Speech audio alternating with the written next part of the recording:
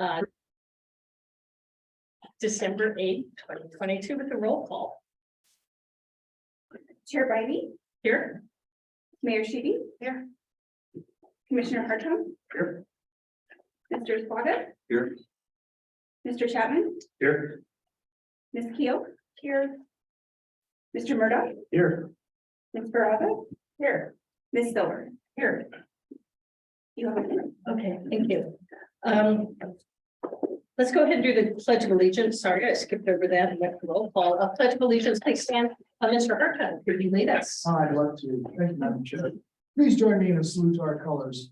I pledge allegiance to the flag of the United States of America, to the republic for which it stands, one nation, under God, indivisible, with liberty and justice for all. Thank you, Madam. Thank you. Okay. Before we move forward, first of all, I'd like to welcome Mr. Hartung as the newest member to our board representing the Washoe County Commission. Welcome, glad to have you here. I've been going as long as I've been in office, and he is my county commissioner. Thank you. So welcome. Also would like to thank Commissioner Lucy for his long service on this board and for his service to the region on the county commission. So I'd like to give him some thanks and recognize the time that he spent here on this board. So moving on to item B, comments from the floor by the public. Madam Clerk, do we have None at this time, thank you. not at this time? Okay. So moving right ahead, we'll go on to item C, consent agenda. And looking for a motion to approve items 1.4 on the consent agenda. Madam Chair, Uh-huh. I just need to pull item 4 for a recusal, please. For On C4, I just need to recuse from that matter, so I have a disclosure and recusal. okay, how do you want to do that? So let's pull that out. Okay, we'll pull it from the consent Okay, great. and let you make your statement, and then we can approve that separately. Okay, so I'm looking for an approval of consent agenda items 1 through 3. Motion to approve as amended. Motion by member Hartung, second. Second from member Silver. All those in favor, please say aye. Aye. Opposed? Motion carries unanimously. We'll go back to item C4. Ms. Yes, Rossa. just a recusal. I see that Prominence was bid on this. They didn't end up getting the contract, but I still represent Universal Health Services. I have a business relationship with them, so I'm going to abstain and recuse on this item. Thank you. I appreciate that. Okay, so I need a separate motion. Could I have a motion to approve item C4? So moved. Motion by member Hartung, second. Second. Second by member Squaga. All those in favor, please say aye. Aye. Opposed? Motion carries unanimously. Thank you. Moving on to item D. Mr. Harris, CEO update. Thank you, Madam Chair. We're just getting something from a technology standpoint as we go through this. As we start off, I just want to recognize one of the newest team members that we have who's here, Brent Bowers, who's heading up our sales for the NBS. So Brent, welcome to the team. Thank you for joining us for the meeting. We're glad to have you with us. So I'm not going to take a lot of time. I'm just going to go through a couple of things real quick, and it's really going to be more about an update of what's happening in the industry. This actually is from our holiday party. This is sorry for to call out Christina and the marketing team. I don't know if you knew that was in there, but we actually had our holiday party this week over at the National Automobile Museum. And this is the marketing team photo. The Elvis and Marilyn were not part of the team, but they were there for the photo here this morning. We had a great time. Thank you to Chair Bybee, Mr. Squaga, and Silver for being there. And it was great. It was the first time that we were able to do that post-COVID, and we had a great turnout. The team, guests, and folks won raffle prizes. So we want to make sure that we said thank you to all of our team members. So that was a great event that we had. Moving along in your board packets, this is the snapshot that's through October. That really breaks down. And what I do, I want to focus both on the monthly and on the year to date. If you look at when it comes to the performance, year to date for October, trending over 100% for the month when it came to room nights, occupancy, taxable revenue against plan, and the year to date, as we go through it as well, you'll see everything is over 100% when it comes to that. The second component that I'm going to highlight is our sales and marketing. The media impressions on the marketing side, what we're doing, one thing that you'll see is that is low is that the earned media is only 6%, but you'll see that on the next slide, we're trending, I think, about 80%, 85% to the year to date. So that's actually doing tremendous, but overall doing wonderful things in terms of where we're at. On the sales side as well. Overall numbers in that area as well. One of the things that you see that is low again, ski and golf production. We're just starting ski season. We got a big snowstorm coming up, so we should see some great things coming through. But overall, we are targeting to our goals for the year, which is fantastic. This is the November number that just came out, which is for the marketing folks. And as you can see, the earned media reach is at 76%, a little bit less than the 80 that I was talking about. The social community and activation and growth has been tremendous, but we're scaling right where we need to be year to date on all of our marketing goals. So going at a great pace. One of the things that you will see that the paid media impressions, it basically that will scale in the spring as we activate our marketing plans coming out of the winter. You can see that. So one of the things that also that you may have seen in a previous CEO report, but we haven't met since then, is that the convention center was named one of the best in the country. It's actually the highest award the convention center has been awarded, and kudos to the entire team for getting that recognition. Also, since the last time we met, Ms. Silver and the Chamber had Alliance, which brought together the airport, EDON and the RSCVA had the opportunity to address the community. And it was a great opportunity to talk about messaging, kind of where we're at and what we're doing, along with the gentleman from Southwest Airlines that came out and introduced. So it was another great opportunity to engage. This slide that you see is something new that we did. Was it last week we did that, folks? So last week we had 20 members of our team that went out to the Nevada Food Bank. And we actually worked to help box food for folks in need. We packed more than 8,000 pounds of food in 2 hours. And everyone worked really hard, jumped in. It was a wonderful team building as well as giving back to the community. And kudos to everybody who was out there and helped make that happen. One of the things that we have in town right now, really important, probably one of the most important groups to visit is Emerald Exhibitions. Emerald Exhibitions, which is headquartered in Orange County. Their executives are now in New York, are here. And what they do is they book a lot of business. They book a ton of business. What you can see is they book 142 live events, have 16 media properties. They're in town right now with more than 700 people, and they've been here since Sunday and Monday.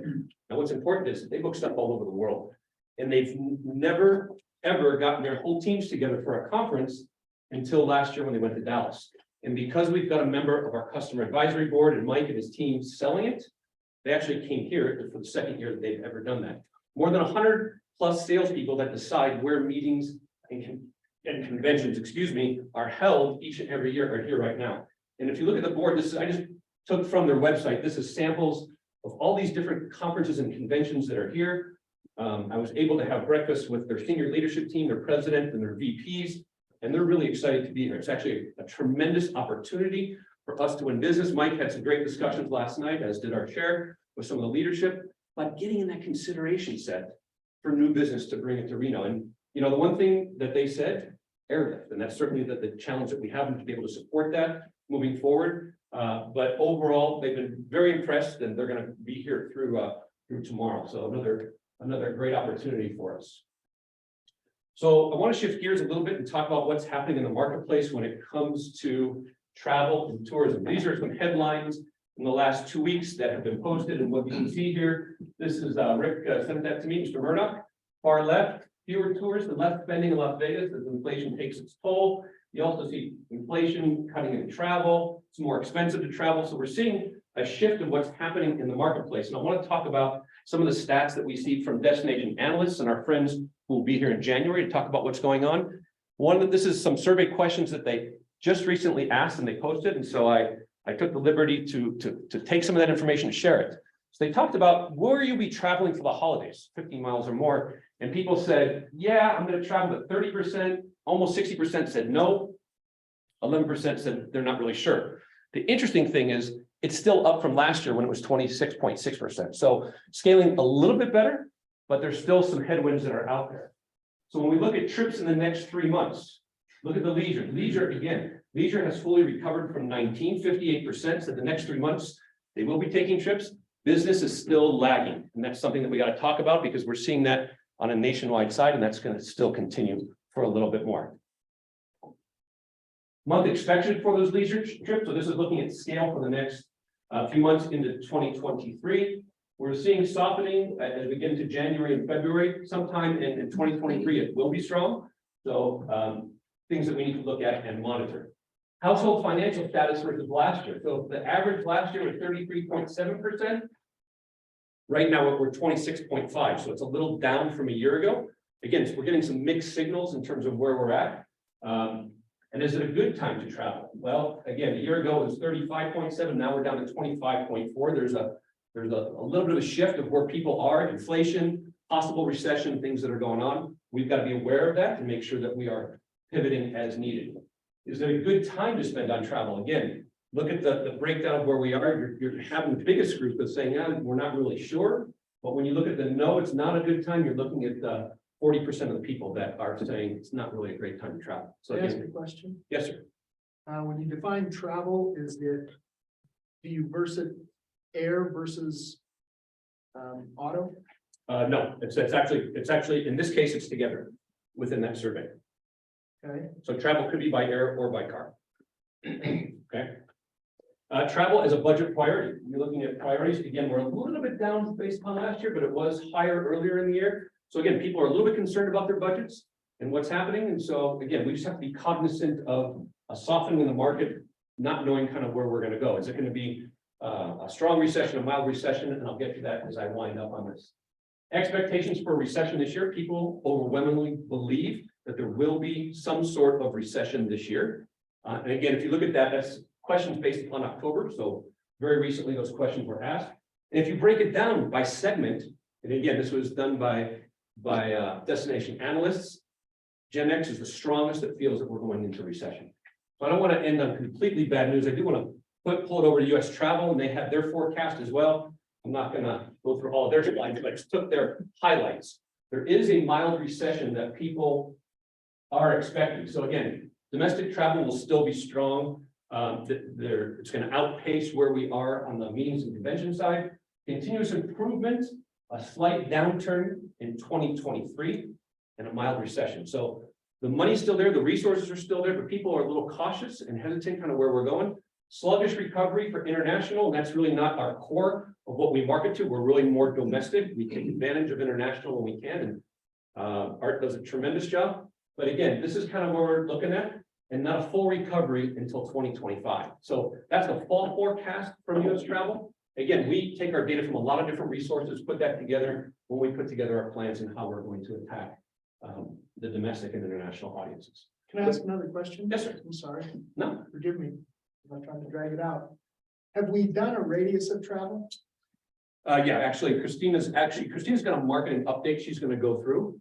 And we look at people, we have a strong drive market, obviously from the Bay Area. Exactly, and that's going to be predicated on gas prices. So there's a lot of things. Gas prices right now are not stopping people from traveling. Okay. There are questions that I didn't. Not me. Yeah, no, there were questions that I didn't include in this that talked about gas prices, but this survey and this information was done on a national level.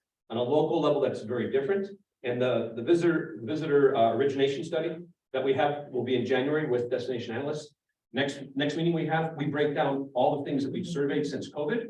So you'll have a lot of data that we'll share with you that goes through, that talks about where they're traveling from, what is the breakdown, what does that future look like? Well, and COVID has driven a lot of people to automobiles because they don't have to go and deal with an airport. They don't have to sit on an airplane with a bunch of people in masks and be masked for themselves. That during that period of time, and I'm just wondering, I'd certainly like to follow up to see what that travel radius is and where our primary markets are going. The interesting fact in the data that was on the slides that I was reviewing was the airlines are 94% full right now.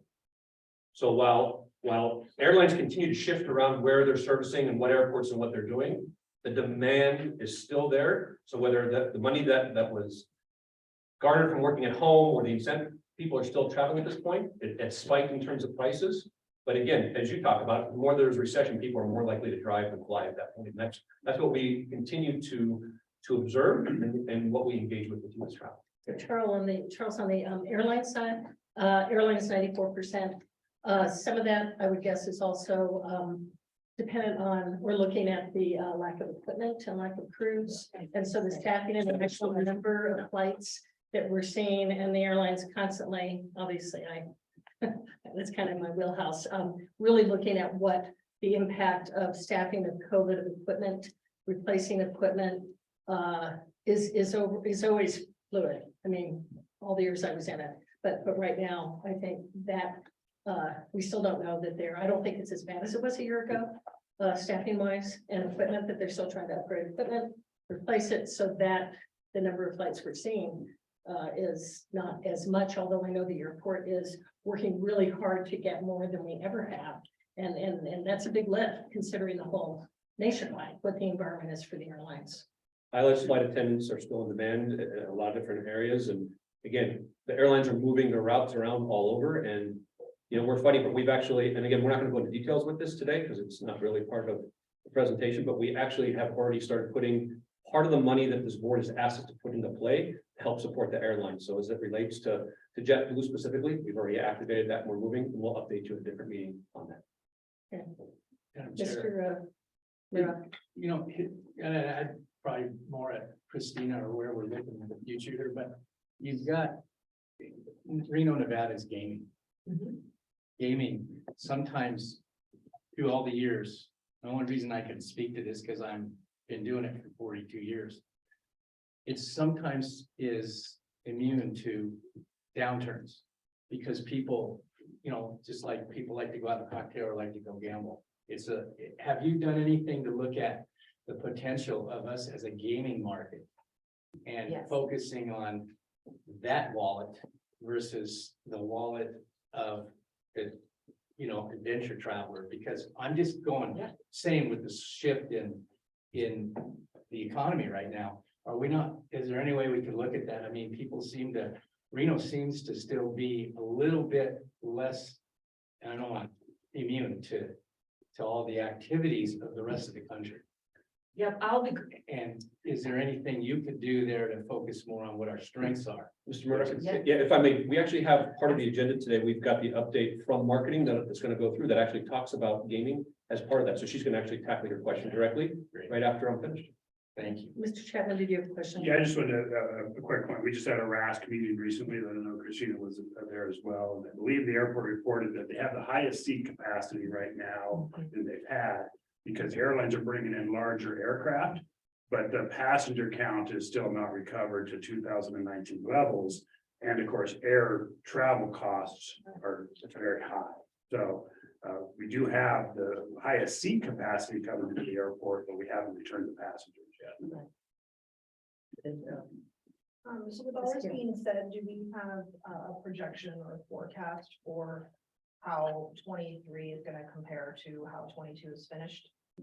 For the first half, I mean, the leisure side is still going to be over 19 through at least the mid part, because this is a fall forecast. So they're looking at first 6 months of 23, at least when it came to U.S. travel and destination analysts. So leisure will still over index and meetings and conventions will still recover, but at a slower rate. And so what we originally thought is we were looking at 24, where we would see a full recovery when it came to meetings and conventions, probably 25 at this moment based upon the current trends.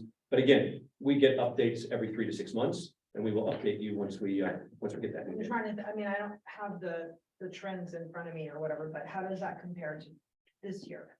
How do we think next year is going to be compared to the year that we're just finishing up? So overall, they saw a small dip overall, like I showed in that overall slide, and I can get you the data if you want as it compares to leisure and the meeting side. But again, 100% a year from now on the leisure side, and then 2 years for the business So side. are you saying it's going to be down? Mild dip overall in 23, mild dip overall, at least for the first half. Okay. But then again, full recovery by 25.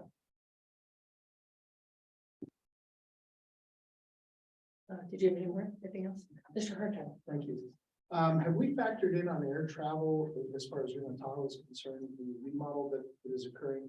It's My daughter mentioned the other day that she had to fly out and it was difficult for them to even find a parking place. I'm gonna defer to our chair, our member from the airport. Yeah, I was just gonna bring up the parking situation. I mean, we're trying to get it out there. I mean, it's our parking garage, our Conrack facility, it's gonna take some time to be constructed. But it is, I mean, we're seeing demands, people, we even raised the parking rates. We're seeing people just park there, for the long term. So people are parking longer, and that's happening all across the country. Yeah. So we're just trying to get out the word, that Conrack facility, which is the rental cars and the garage, we've moved forward with design on that as part of our more Reno, but it's gonna take some time. And quite frankly, it's not, we're so used to going to the airport, jumping on a plane. I'm just gonna tell you, I'd be there 2 hours beforehand. Is TSA too, just the lines and everything during the holiday season. So if you can, get a ride to the airport right now, and it's just taking longer. We're just a growing community. Yeah. It's one of the greatest things we used to be able to get on, and but now it's taking a couple hours now. I just traveled international. It's 3 hours to every airport, Right, even yeah. coming back domestically. You had to be at the airport 3 hours ahead of time if to clear TSA and to park and to offload. Well, as we talk about the challenges that we see in the airlines between the flight attendants and the pilots, it's also in every airport around. When I was in New York last, there's nobody in the restaurants. You're ordering off a machine and they're bringing it. There's maybe one person that's serving in the restaurants. That's kind of the way travel's going right now. So we have to be able to adjust on a national scale. And I guess one more thing on the RAS too is, and maybe you guys are gonna address this with marketing, but those charter flights in particular, we're still expanding to our GA facilities. We've had Atlantic Aviation make it a substantial investment, and now Stellar, that's gonna be they're gonna be making a substantial investment in the region as well. So those GA aircrafts, we see GSX. I wouldn't be surprised if air travel changes a little bit too, with those smaller type planes that are flying, is not the long duration destinations. Okay. And generally, you will see a lot of charter activity in situations like right now. It's, I can tell you that's what our company's doing, is you're gonna see more charter activity, especially coming from the east, because you have to get the planes here in the bodies. Okay, moving on, we're gonna go on to item F1, annual plan update. Relative to our strategic plan, we have an update this month from Christina Ernie and the marketing firm. Thank you. Thanks everyone. Happy holidays. Christina Ernie, Vice President of Marketing here at the RSCVA, and I am going to be talking about a few of our marketing initiatives and as they relate to our strategic plan pillars. I will be going through this rather quickly because there is a lot to cover, as you can probably see in your slide decks. There we go.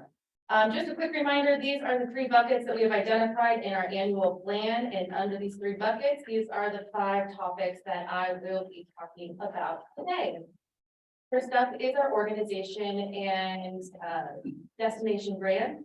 We have decided to, coming out of COVID, refine our brand and to look at some of the naming nomenclature alignment throughout our departments. So first up with the organization destination brand, as Charles briefly mentioned, we have recently conducted a passive potential visitor profile study, and currently we are agendized for their CEO to come here at our next board meeting, and we will go into a very in-depth analysis over everything that they captured. But in the meantime, I'm working with BD Care Agency of Record to take some of the key findings, and we're making adjustments to refine our target audiences and brand positioning. Following that, we will be updating aligning our nomenclature and conducting a brand architecture research project. This will be happening after we go out to RFP on all of our agencies. Charles has encouraged the entire organization to go out to RFP for all of the agencies. And so we are in the middle of that right now. Here's a quick timeline. And one of the things that I did want to call out with this RFP process, with our commitment to DEI efforts, we have added a statement within our RFPs that says, we're asking people to provide details on how they are incorporating, their organizations are incorporating DEI efforts. If anybody doesn't know what DEI is, Sorry, diversity, equity, and inclusion, and that's. yes. And it's very important to us, and so we're proud to add this into our RFP, just to see who we're working with and how they're prioritizing it, if they're prioritizing it. Next up is our visitors. We are looking to identify the visitor of the future coming out of the pandemic and attracting someone who is more affluent, stays longer, and spends more. Few of the highlights that I will be going through today. First up is, again, the visitor profile study. We just finished this up with Destination Analysts. Again, huge in-depth report coming to you guys next month. But a few of the key learnings that we were hoping to get out of this, which we did get out of it, was to, one, look into why are people coming here? What are they doing while they're here? What planning tools are they using? What's their satisfaction, demographics, spending estimates, etc. As I said, we will be going into a big in-depth analysis, but quick teaser here of some of the key learnings that we are currently leveraging. Some of the top things that people are associating with our destination are the outdoors, gaming, and events and festivals, which aligns perfectly with our vision statement. To your point, Rick, gambling is something that's very important to them. You can't really see this graph in at the next meeting. You'll probably see it in your handout, but you will, it's a graph that has our Reno ranking and the attribute importance. And you can see in that upper right-hand quadrant, the values that are one Reno ranks high for and are highly important to our customer. Other things that Reno has ranked high on are, we are an inclusive and welcoming community. Video is a primary media source. They love our small city vibe and atmosphere, our friendliness here, and that travel intenders are looking to more than ever travel with their families and their animals. One of the main trends that came out of the pandemic is people are now bringing their dogs with them when they travel. So I will touch on more with that later. With all this information, we have updated our target audiences and our personas. We have upped our household income to a minimum of $100,000. And we're targeting someone who, say, likes to be the center of attention. They like to live a lifestyle that impresses people, and they are risk takers, someone that might be more aligned with wanting to gamble. Underneath that core audience, we have several sub audiences as well. With that, we have, as I said, we have a new media mix. Video is growing in importance as a planning tool, and we have really upped our efforts with TikTok. The past couple of months, we've gained over 5,000 followers. We've been doing this with an in-depth partnership with Matador Network. They have the top travel pages on TikTok currently, and we've actually contracted with them to come to our destination, and they are producing 15 videos for us per month that we are publishing on our platforms, highlighting local businesses, local events, things to do, highlighting our facilities, and you can see some of these have organically gotten up to 300,000 views. Another new platform that we are leveraging is YouTube Shorts. Again, that short form video style, we have nearly 1 million views on our YouTube Shorts, and it is growing quickly. As I mentioned, I ranked these videos from most popular, and you can see the top ones are what are the pet-friendly things to do in the area. After that, we have our events and the outdoors as videos that people have been most interested in so far. A quick media mix here. You can see video, our custom content partnerships, our paid social media are our main channels. I wanted to share with you guys our 30-second spot that we are running this winter.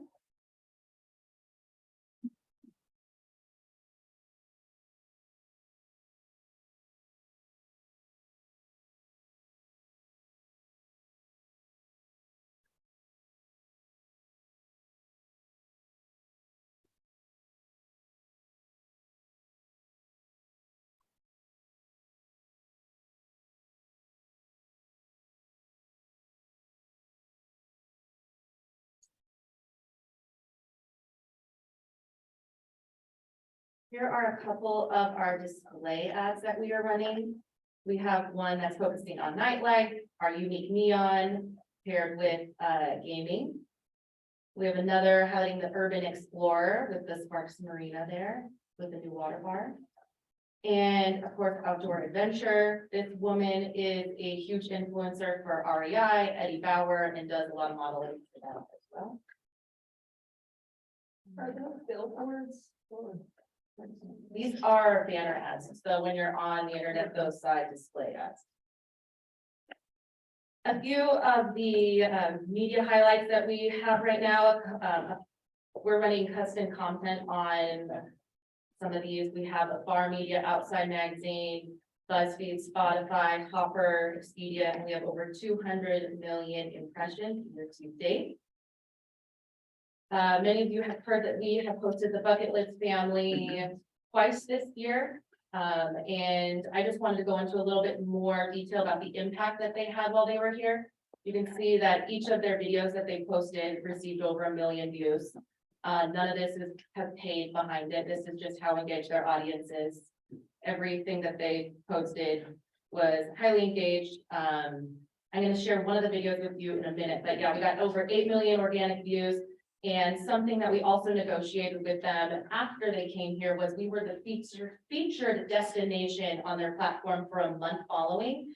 And what we did was we took all of the local businesses and activities that they did. I reached back out to those organizations. They provide discounts for their following. So we were the featured month featuring all of our local businesses. So they were promoting kayaking, river rafting, the Truckee River, climbing the climbing wall, and they were able to share that with their followers. I just wanted to share one of the reels here of when the one girl was climbing the climbing wall. Yeah. Would you dare? Kirby, are you like even a little bit scared?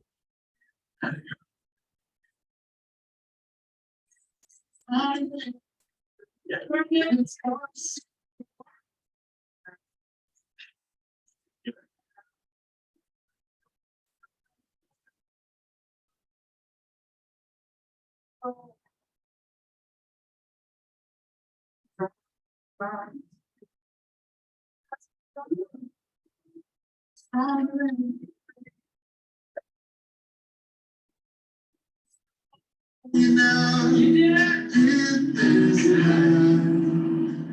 Just take your own journey and Christina, Mr. Hartung has a quick question. Yes. Thank you, Madam Chair.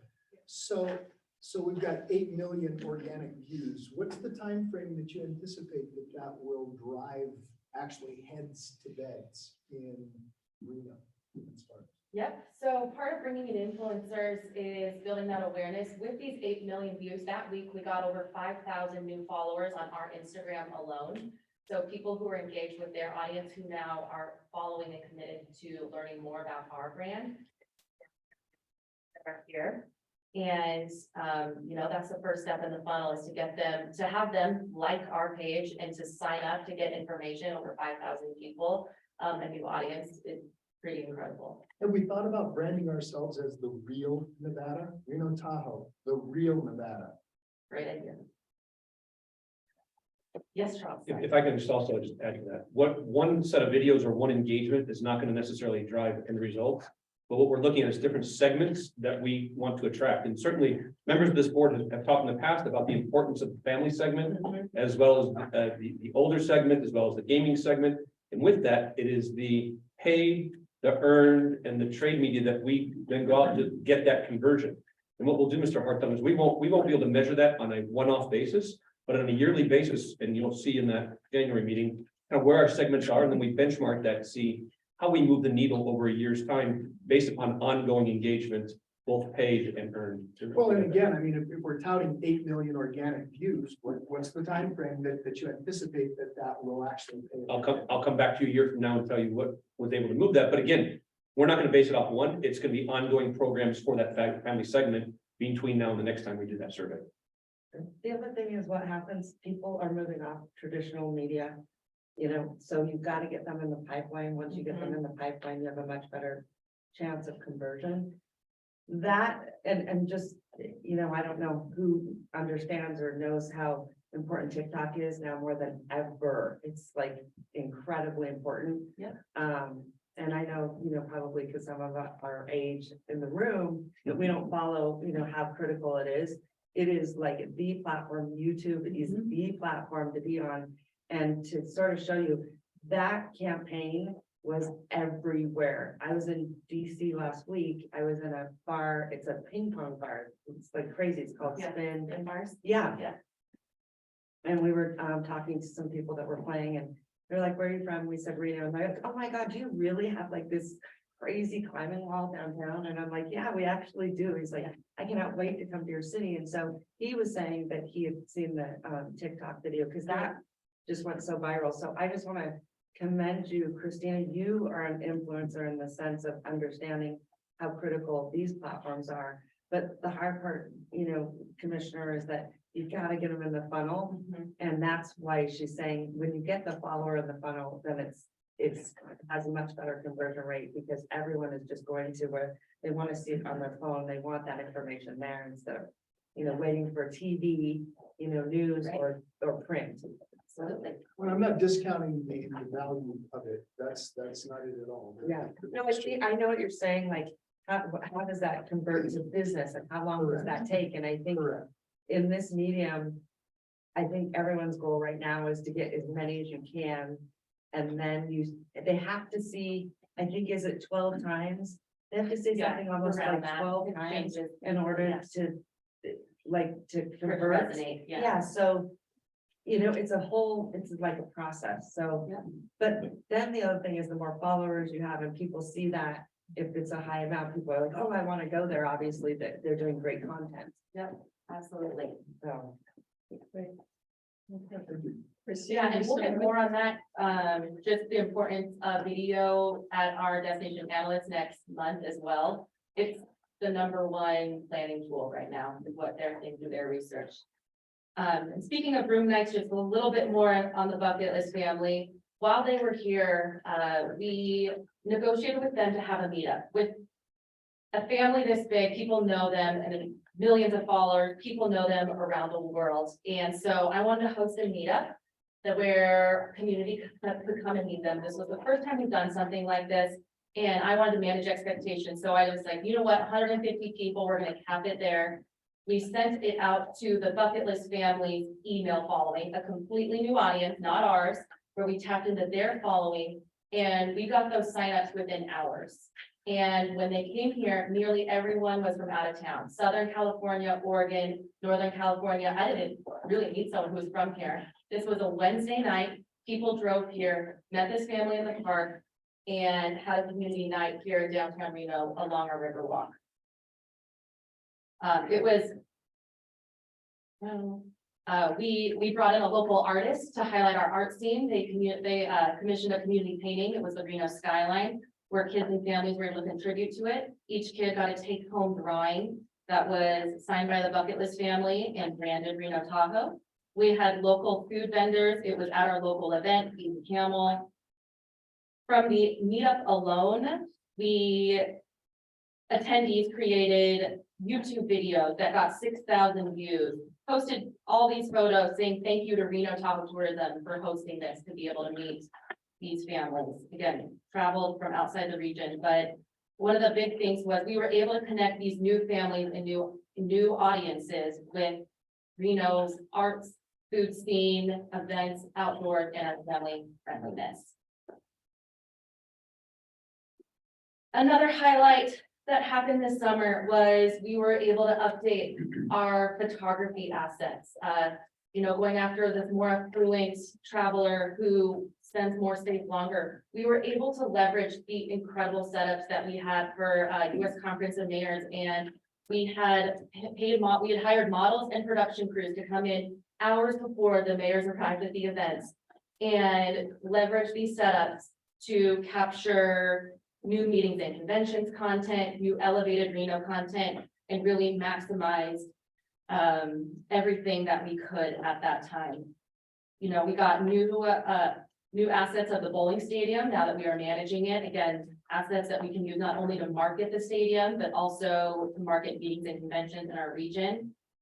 Club at Ranchera, large scale events, upscale events, gaming. And then we also had multi-generational models who were at the Village at Ranchera with their families, shopping, a more polished, elevated look, showing off all that's new in our region. Lastly, the Automobile Museum as well, highlighting the new patio along the river, of course, our art scene, our Burning Man elements, and of course, our unique Automobile Museum. So what we did with all that new photography is we've already integrated it into updating our new meetings and conventions ads and videos. We have gone after a new audience. Part of our CAD program, we have learned that there is room to improve perception amongst the C-suite with meeting planners. And so we have created new assets that are specifically targeting that group and able to leverage all this new video and photo with updating those assets. Next strategic pillar is event. We have an agenda item on this today, so I won't go into too much, but I wanted to call out that we have identified new locally produced emerging events that we have included in our funding process. We have open conversation with community leaders who are now participating on our subcommittee, and we have identified considerations for the Opportunity Fund that we'll be talking about later today. Air service, we mentioned, is extremely important to our region and to our organization. A few of the key things that we are currently working on is we have a very collaborative program with RASC, the Regional Air Service Corporation, and the airport. And we are hoping to make all of our decisions more powerful. And so we are creating a united front, whether it's promoting in the catchment area and inbound traffic or inbound service. We're working with the airport to hold a FAM in May with key decision makers. And we are currently executing and planning for two separate media plans. One, as Charles briefly mentioned earlier, specifically with JetBlue, protecting that service between here and JFK. And then we are also in the works of launching a plan that will be targeted in Texas, Houston, Austin, and Dallas, which were identified at from the airport and RASC as key markets that we should all be going after. Lastly, today, as we all know, we've taken over management of the facilities. One of the things we have done from a marketing standpoint is we've been using the name venues instead of facilities. We think it has a better, more marketable ring to it. So we've hired a venue marketing manager who is solely responsible for marketing the facilities. She's already created a very in-depth marketing facility plan, which includes working more with our community partners, working with influencers. Brent has already, in his short time here, brought us an influencer who will be coming to the bowling stadium next month, who's huge on TikTok. And updating and elevating all of our assets across the board. We're also working with destination analysts to conduct a baseline research analysis to set standards this year for us so we can see how our efforts are moving the needle moving forward. Another new initiative at our stadiums is we are leveraging more our signage and cross-promotional efforts. Cross-promoting of not only the events, our facilities at each of our venues, but also calling out things to do around the region. We are partnering with the community more. You can go right now, we're participating in the Let It Glow Lights competition at the bowling stadium. If you're in the area, please swing by the bowling stadium and look at the phenomenal setup that our facilities team has created in there. It's really cute with Santa bowling. They've converted pins into elves. And then, of course, the signs on the inside of it have QR codes that highlight all of the incredible holiday activities that there is to do throughout the region. And yeah, just improving customer engagement also once they're in the area as well. Some of this is from October. And that is all I have today. I know that was quick. I'm happy to answer any questions. Shannon? Thank you for tying back to the pillars, the strategic pillars. Appreciate that. Do the strategic pillars go on the same timetable as the budget? So these were, yes, in annual plan. So we have our strategic plan, of course, and then these pillars were identified in our annual plan, Okay, which tied to our fiscal year budget. okay. Yes. And so since we're coming up on the midway point, right, we'll be after once December's over.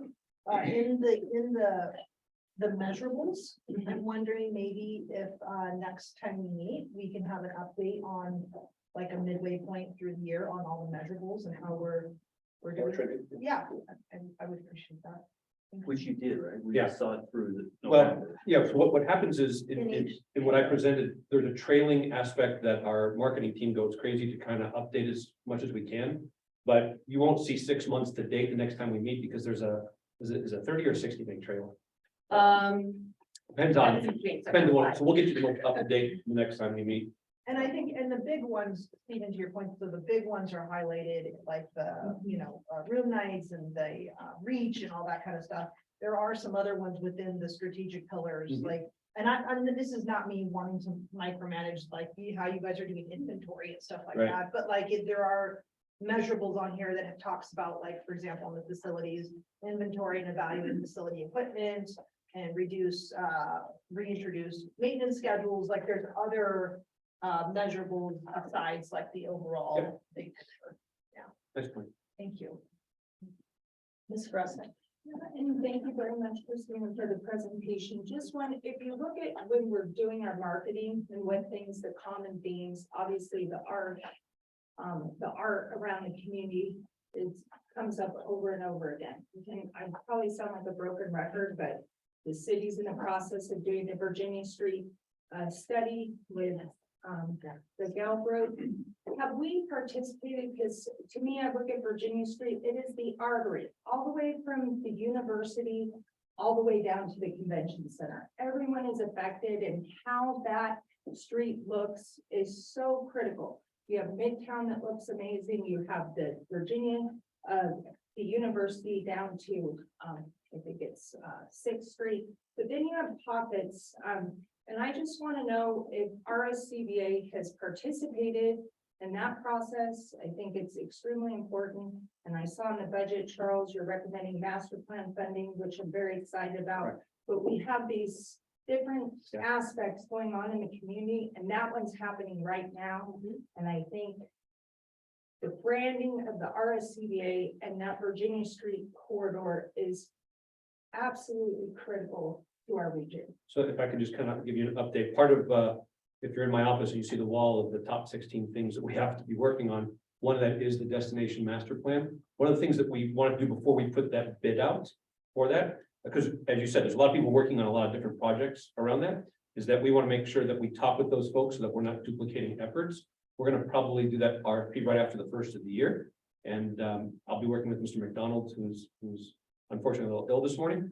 But we plan on doing that master plan RFP, working with the key stakeholders in the community, which would include that whole corridor you're talking about. Have we participated, though, given our input on the current study that's happening on Virginia Street? I haven't been asked for any input. I'm happy to participate. I don't know if Christina's been involved, but We haven't provided input from my understanding, but Ben has been, our communications director has been involved in that process. Yeah. And from also just a management of everything that's happening, Tasha, our events manager has been working with events, the ones that happen around that region, to make sure that they are taken care of, as that might be disrupted during the construction of that process. the bottom line, we haven't been asked for input. We would love to participate. We just haven't been If we asked. send it out, can we make sure, I think that's absolutely critical that we're involved in that right now. There's a lot of dollars that were put towards that study. I don't want to miss the opportunity in the vote to do that on that segment.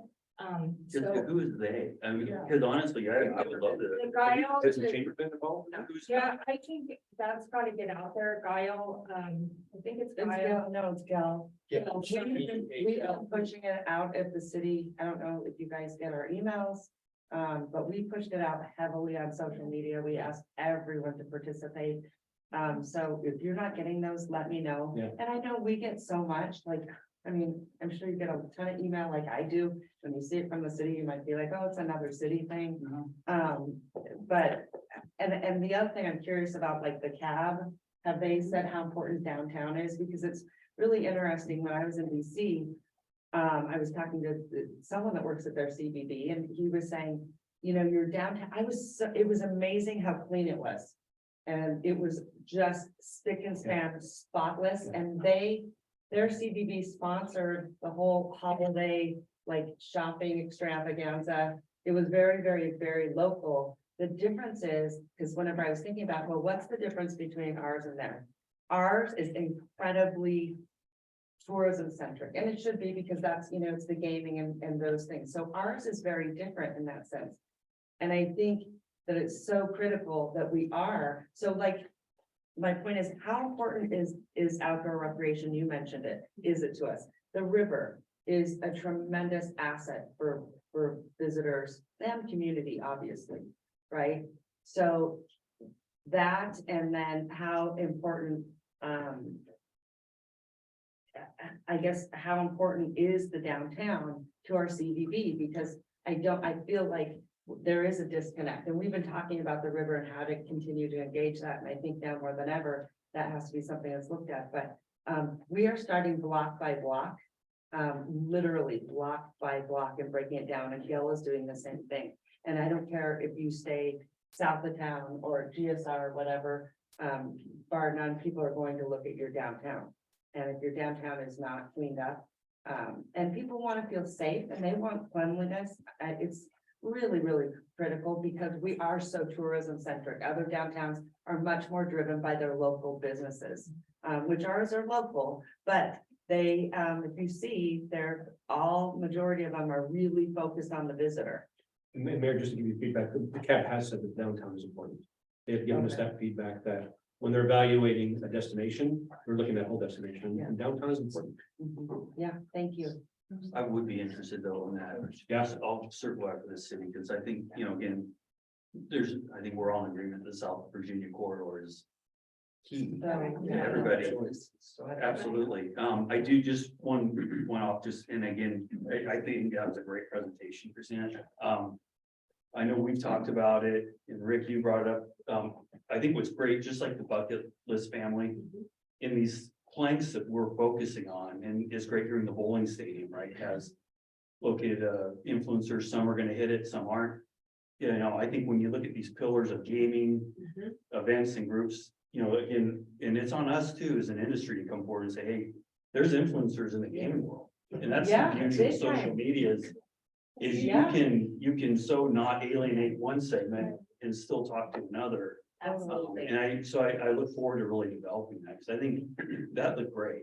And, Yeah. But now taking that same success and spread it over 4 or 5 different flanks of audience would be Yeah. ideal. So great job, Bill. Absolutely. Mr. Chapman? Christina, thank you for that. Can you just briefly discuss what the policy is on paid versus non-paid influencer contracting? That the RSCVA has, because, you know, some you have to pay for sure. Yes. And, you know, I'm sure, you know, some of the higher end influencers we are, but is there a particular policy related to paid versus non-paid? We don't we don't sign contracts with non-paid because we're not Right. involved in that. But we do have a contract for all of our paid influencers, and it's not cookie cutter. It's not the same one for everyone. It depends on what their strengths are. So the bucket list family, they do a lot of reels. So we really focus on that. Other times we host influencers who are, their main strength is being a photographer and videographer. So instead of their large following. So my goal with them is how many photo and video assets do I get out of you, and what is our limitations on that? Can I use them for paid ads? Is that what you're asking for? Yeah. So it depends really on the influencer, and we look at what their strengths are and we adjust the contracts based on those strengths. And if I can follow Mr. Chapman, and you're gonna know this from the California side, but it's really that POET strategy, paid, owned, earned, and trade. So there's paid that is straight digital that we're paying for. Some of that falls into the social that we're gonna pay for. Some of that, we don't want to pay for anything if we don't need to. Right. Because that's gonna go into the earned, but the owned is the original content we create. The earned is what our PR folks are doing, and certainly we don't want to ignore our trade, but when it comes to contracts, we do when we have to, or we do when that influence dictates that we'll guarantee that return. Right. Couple more questions. Yeah. Ms. Silver. I just have a quick question, and Christina, I'm not sure if this relates to something that you said or Charles you said, but I was interested to see that families are coming with dogs. And It's dog owner, I guess. yes, and as someone who has a dog, I've never thought of it being easy to travel with the dog. So I'm wondering if the airport and downtown, and I mean, the Commerce allows Chamber of Commerce allows dogs on Friday. Is there more we should be doing? You need to don't like to stop every hour on the hour. But I'm just thinking there's a whole subgroup of submarket for this dog friendly. Right. You know, whether it's laying out bowls of water or it's dog Absolutely. poop bags or it's something. Yep. I think to read that families are coming with dogs is to miss a whole opportunity to be more dog friendly. And there's actually hotels that cater to dogs, right? That specifically cater to that dog experience. And well, again, part of the learnings that we're doing, I don't want to speak for Christina, but it's learning from that and then adjusting the messaging to be able to serve a community that will help drive that visitation. Well, a lot of people are also traveling with dogs for calming anxiety issues and such. I think it's just a submarket we should really focus on because, you know, I don't travel with my dog because it's just such a hassle. She's a golden retriever and you don't just put her in your lap and slap on a, you know, anxiety sticker. But I do think that if that's the case, and we're seeing that in the data, we ought to really look at some small wins with dog friendly. Absolutely. Whether it's bowls of water in downtown or it's, Well, you know, it's or it's places. to absolutely. leave your dog and that's out. something that we've got to generate from our side, but here's what the data really tells us. 35% of people are still working remote. And that actually adds to traveling with your pets and your animals. And then that leads to how do you then service that from a destination standpoint, right? So the learnings that Christina and team are seeing, we now have to take it to that next step. Say, how do we engage and message to make sure that we're hitting that audience? And more people adopted pets during the pandemic. Absolutely, absolutely right. And they were used to everyone being at home with them. And so now when you leave, I mean, whose dog has more anxiety when you leave? And But- daycare isn't as expensive as childcare, I'll tell you. So Oh, exactly. I just think whether it's free leashes at hotels or it's more dog parks or it's water bowls, whatever we can do, I think that attracts a huge number of people who say, what a dog friendly city it is. Absolutely, and that's what we're looking to do. I mean, from the downtown dog-friendly park to the dog-friendly trails, one of our new swag items is we're working with a local company out of Tahoe, and they're eco-friendly dog bags for picking up after your dog. And you'd be surprised at how many people do cater to animals, but what we found through our research is already in place, but there's certainly more room to grow there. Yeah, thanks. Christina, thank you so much. Did Just so you you know, have, okay, we'll do a couple real Sorry, quick. And then I it's wanna- I don't think it's easy to tell who wants to speak and what's happening here, you know, with this setup. Without the mics. I on. apologize. Like, Oh, it's all good. good jumping in. I do want to let you know for your marketing, through the Conference of Mayors, we have been recognized through Mars Pet Care, you know, nationally as, one of the top pet friendly cities. And our Great to airport, know. Yes, our Um, airport is phenomenal. By the way, Well- if we get some information, we'd love to message that out because that helps us deliver a new audience. I would love so, that. yeah, so just so you know, we just got a big grant, for options through Mars Pet Care too, as well, so. We won a lot of awards because we worked. with them hard at it. Oh, okay, that's great. Yeah, so. Yeah, keep me real quick. Very, Mr. Hartman. and I appreciate it, Madam Chair, and Christina, when we started talking about the venues, are we supporting the foundation group, I believe it's the Heritage Foundation that's trying to rebuild the stadium, the Reno Rodeo Stadium? That's the oldest event in Nevada.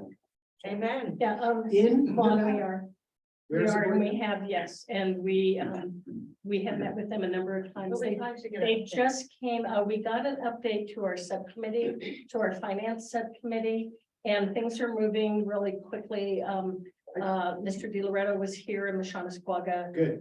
giving us like a brief update of where they are. I just didn't see it I didn't see it mentioned in the. It's No, something, nothing no, was made. it's something that's still, it's in the initial stages and they have come to us for, not for money yet, more for knowing that we're on board. And they gave a board presentation Right. a while ago, but they gave us an update of finance and things. And in fact, I just saw Mr. Di Loretto the other night and super excited because they feel things are could be moving forward very quickly with our new governor. Yeah, it was at the same. So venue yes, that- yes, so the new governor is going to, excitement and many things to happen and we will keep you updated. I asked them to keep me, with their group as far as, with the stakeholders. So I have volunteered to be with them if they need our CBA's representation at anything that they're doing as they move forward. So we'll give you some more updates on where that stands. And the reason I ask this is I happen to drive by nearly every day. And I see, roping competitions. I mean, there's all kinds of things that are going on at that facility that. There still are, and there's more potential that they can do this. Yeah, Potential it's there. pretty amazing. And then, of course, the surrounding area will ultimately end up being gentrified into the city of Reno as well. So that's a Absolutely. push that I think we should look at. So We are. Forgive me. Mr. Hartung, just so you know, and this will be in the CEO report that comes out next week. We have 55 events booked at the Live Event Center from January through October. There's only 2 weekends between January and October that are not booked into next year. There's 2 weekends in November and 3 in December. So the team down there is doing a phenomenal job. And so sell out the weekends, then sell out the week. We'll go through the augmentation of what's good. There's a lot of things that we're doing, and the team's hustling to book that facility. Okay. Okay, Christina, thank you so much. We're gonna go ahead and move on to item G1, review and possible approval of the finance. Madam And Chair, facilities. I raised my hand 3 times. Oh, I'm sorry. I'm sorry, Mr. Murdoch, go ahead. Okay. I apologize. I know you had spoken before, and I know I you didn't know if you Yep. put it down because you didn't want to know. Go Thank ahead. you. Go Thank ahead. you. Interestingly, the Gale report that the study, what I want to make a point about it is we had Caesar's, we got a group together because we found it on the website and we went in that just to discuss everything from the university all the way to Midtown, all the way to the south. It's a study, again, recommendations. Well, it was interesting because I want to tell everybody here, if you don't pick it up and you don't participate, you won't get a direction for the city. I mean, it's so important. But what was interesting to us was, and Hillary, you may remember this, you brought in a group that did a lot of studies for us already, that did a lot of work with that Harvard group that came in with. Yeah, Harvard Bloomberg, They came in Sponsored, for yeah. free, they did a complimentary. And we have all this data. Yeah. I don't know if there are CVAs ever seen it or any of us have we have this data. Now, what's interesting, when we were talking to Gail, they were coming up with all these ideas for transportation, how the university, how everything will flow. And I think it's so imperative that RSCVA and Steve, you brought it up, you go, hey, I want to participate. We want you to participate because this will make or break our city. It's such an important part of it. I really want to tell everybody that it was really eye-opening. Now, doesn't mean we all agree on certain things, and we had some pushback with some people, and then we were able to, hey, go back and look at that Harvard, the Blueburn Harvard study, because it gives you some, and all this stuff is readily at our fingertips. It helps us as a destination. So I'm just doing a what do you want to call it, a commercial to get you all to participate, because we're here, it's now. And this ties back to RTC, and you guys are much better. I'm not that person, but the RTC stuff, that there's money set aside, whether it's in Sparks or South Reno or downtown. There's money there, and it's federal money, it's RTC money. We have to be loud with RTC. And we've got some of you all on the board, right? That's some great. So this is all a big tie-in. RSCVA should have their bond. Thank you. The RSCVA should really pay attention to this, because this is why we change and why we get better. And how do we prioritize this? I guess I'm gonna send it to you, Charles and Councilwoman. How do we prioritize this? Because that was something I was also going to bring up at the end of the meeting, is we're out of COVID. I thought we talked about meeting once a month. We're meeting every other month. And then by the time when we meet, I feel like we forget there's other priorities that happen. It's sort of out of sight, out of mind. And seeing how engaged the board wants to be on sort of revitalizing this whole area, because I think it's so important. Absolutely, we can. So when We can look into it, and I think it's a matter of what is the role. I guess we need to define what the RSCVA role is, because working with all the stakeholders. So really us as one stakeholder is what you're looking at, because a lot of that is city and a lot of it is other properties. And I mean, I think it's all the stakeholders And we obviously want to be at the table and want to be part of that process. So if you can work with Charles on So are more we gonna do information. monthly meeting? We're meeting again in January.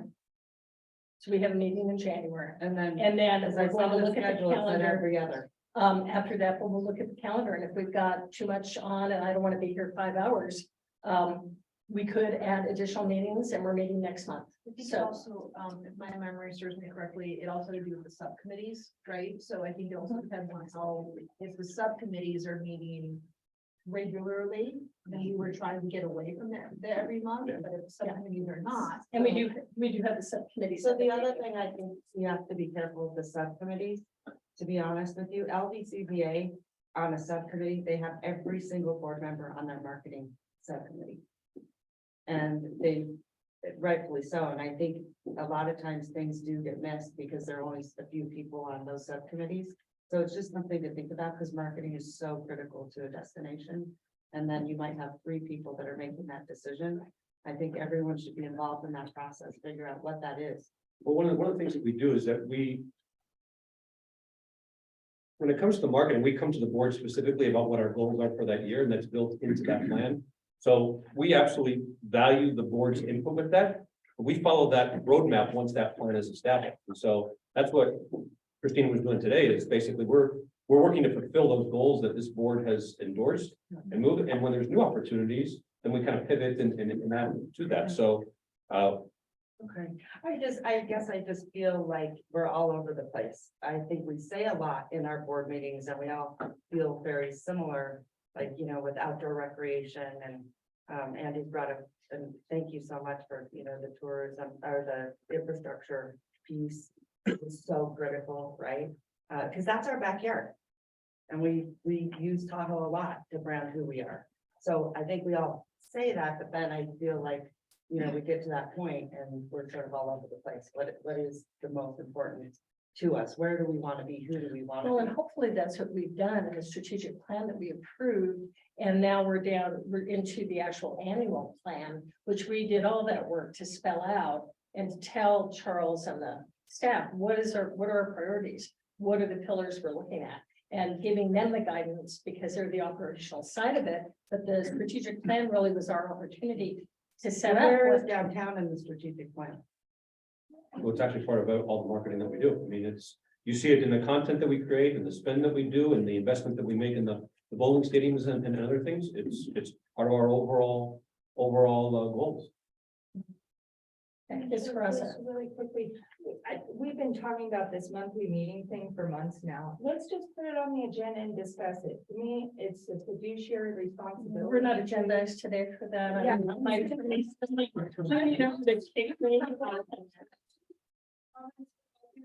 We've been bringing this up every meeting and you said Well, yourself, and that you'd be yes. chair, Yeah. that you would did. put it on the agenda. So I think to respect with all the members that we should do that. We're not agendized today. But you can put it We on can there. bring. Can I ask you just a basic question, because this is Mr. Kennedy and Mr. Harris. We even have to agendize this, just start doing meetings monthly, why do we- I don't think we have clarity on the board if we all think monthly meetings is appropriate or not. I mean, I think that's a good conversation to have. I'm not sure I'm at the space where I'm gonna say, yeah, we need to meet monthly. I think we gotta, what is our role as a policy setting board? And what is the role of staff and the CEO? So I'm not sure if I'm on it for myself and I might be in the minority and that's fine, but I don't think we've had that conversation. Yeah, so I'll weigh in. So we aren't agendized to have that discussion today. The meeting schedule is set forth in the RSCVA's board policies and procedures. So if we want to amend that schedule to go back to monthly meetings, that needs to be an item on the future agenda. And that's how it was originally monthly meetings. We amended that to go to every other month. And if we want to go back, we need to have that on an agenda. and have At that the end of discussion the at meeting, future you board could, members. at the end of the meeting, you can request whenever we ask for future board meetings. Okay. That And should just so be you one- all know, as we looked at this, and I met with Charles, we looked at what we anticipated through the year of what, last year we had so much, we're bringing everything inside, we're doing a strategic plan. We had so much business. We weren't scheduled monthly, but we wound up meeting more than monthly because we had so many special meetings. And that's hard for everybody's schedule to get, to get a special meeting all the time. And so we looked at, Charles and I sat down and looked at, for this year, where did we anticipate, what work did we have to do that we knew? What would be on the agenda? And was it something that warranted enough work to be done that it made sense to meet every month? And as we said it right now, there are 7 scheduled, with obviously special meetings, but we can, as per Ben's recommendation, and we'll wait till the end of the meeting when, if you want to make that a formal. Then I feel like Formal these go request. longer because we have so much to catch up on. I'm Well, sure then they some do. months, yes, some months, I'm no. just calling it out. Okay, we need to, Mr. I just have a quick question. Murdoch, and then we need to. Then on the, as us as an authority, we're a tax-based authority. So we are, what kind of board did you say we are? We're an advisory board, or are we, do we have a fiduciary responsibility when you're dealing with all the funds that we're handling and? Yeah, I mean, so we're technically a fair and recreation board and county fair and recreation board, so we're under Washoe County. For the purposes of the statutes, we're considered local government for budgeting. So we are local meeting government, It's policy and budget, yeah, not operational. no, we don't operate, but we Yeah, determine we set policy policy and and we we set also budget. determine budget spend. And we have that fiduciary responsibility, correct? Right, okay. Okay, so I'm going to move on to the next item, G1. Mr. Chapman, are you going to go ahead and open this for us? Yes. With a little bit of background on, excuse me? Did we make a motion for this? We already vetted it last. We're not stylized today. No, I think we're talking about G1 now, Yeah. right? Are we talking about Would we go G1? to- Oh, you want to skip the discussion and? We need to go to 8. You want to do that at 8? No, I think we're talking about the micro transit shuttle. Yes, right we're on now. micro. Please, if you would like to, yes, Yes. yeah, thank you. I'll motion. Thank you. Wait, hold on, you got a second. Oh. Sorry. You let go. Okay. You got a motion and a question. You got a motion and a question. You got a motion and a question. Okay, so Ms. Braza, were you making a motion on RSCVA did on G1. or maybe Vetted this. on last meeting. G1? Yeah. Okay, so you already want to make a motion. Okay. Do I have a second? I'll second. I have a motion, second by Ms. Braza. Do I have any discussion or information the rest of the boards would like I just before we have a vote? I support this, that's not an issue. I just have a question. Andy, are you in a position of applying for infrastructure funding going forward to help augment what we're giving you? Not infrastructure because it's operations. So when you look at like the federal infrastructure dollars, those are for, we could buy buses, we could, yeah, but we can't use those funds for operation. But I think this is the end of the 2-year pilot program. When we get to June 30, and at that point, before that point, we're having discussions internally about how we can then move this into more federal funded operational transit funding. Because there's bidding processes that have to go with that, and there's criterias and things like that. But this gets us to the end of that pilot program. And I don't know if Mr. Squaga, as chair of our finance committee, wants to weigh in as well. Do you want to add something? Well, and really, to the point of just to make sure that we're transparent with I think using these subcommittees in this role makes a lot of sense. And just to, again, for the record, and I'll be brief. From the September meeting, this board approved doing 250,000 for the project with the caveat that Andy could request another 100,000 from the finance committee once we get a snapshot of Q1. Things were very favorable with Q1, so really it was unanimous decision from our facility and finance committee to approve the additional 100,000. So just for the record, want it to be on and we can proceed. Any other questions or discussion?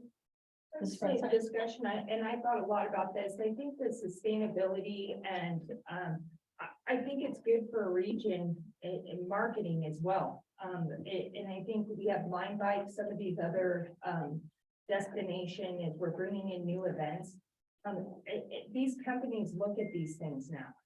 And I think also the county did the refi on the bonds for this agency. We saved millions of dollars because of that. And I think this is a good project for Tahoe, and that's why I totally support it.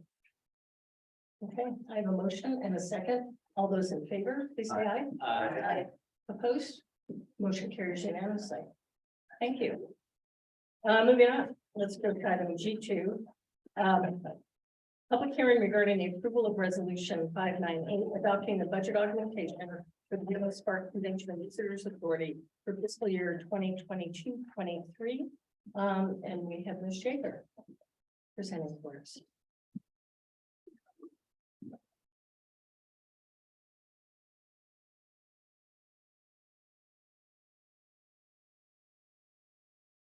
All right. Morning, I'm Jigger, Vice President of Finance. The purpose of this agenda item is to review the details of a proposed budget augmentation for fiscal year 23. We are required per Nevada revised statutes to submit a budget augmentation to the state of Nevada to spend in excess of our originally budgeted expenditures. This budget augmentation was presented to the Finance and Facilities Committee on November 29th and was approved by that committee in an advisory capacity. The budget augmentation will not be effective until approved by the RSCVA Board of Directors today. Today's presentation will be structured as follows. We'll talk about the revenues and resources that will fund this budget augmentation, and we'll review in detail the proposed expenses in this budget augmentation. I'll go ahead and move through this presentation at a good pace, but feel free to stop me anytime for questions. Our proposed budget augmentation today is slightly over $6.5 million. This augmentation is primarily funded by revenues that have exceeded budget during the last 2 quarters. Here we have a summary of Q4 fiscal year 22 revenues and Q1 fiscal year 23 revenues compared to budget. In total, for those 2 quarters, revenues were $5.6 million in excess of budget, with the remainder of what we are requesting in the budget augmentation consisting of expenses that have come in under budget. For our budget to actual differences in revenues, room tax revenues and facility revenues make up the majority of these differences. And first, we'll go into more detail regarding the most recently completed quarter. Here we have Q1 fiscal year 23 revenues broken out by month. Room tax revenues are 70% of the budget to actual difference here, so we'll spend some time looking more closely at the trends that are impacting our room revenues. So as you can see, the increases in total taxable room revenues are being driven by the average daily rates. If we compare fiscal year 23 to fiscal year 22, you'll see that the ADR is up 8%. The number of occupied rooms is down 1.9%, and the occupancy percentage overall is down slightly. So here we have the breakdown of total taxable room revenues by market segment. In terms of percentage growth, vacation rentals are performing really well. Vacation rentals are up over 48% compared to the prior year. And this increase was primarily driven by occupancy due to a more mild fire season this year compared to the previous fiscal year. The hotel segment is also up slightly compared to last year, which is driven by an increase in ADR since occupancy is down slightly. We've reviewed revenues and resources in detail, so now we're going to talk about how we're going to spend those funds. Here we have the detail of our proposed budget augmentation by category. The majority of spending will occur in capital, with marketing being the second highest category. And we'll review each of these categories in detail. This does include the $100,000 for Tarp Connect that was just approved by the board.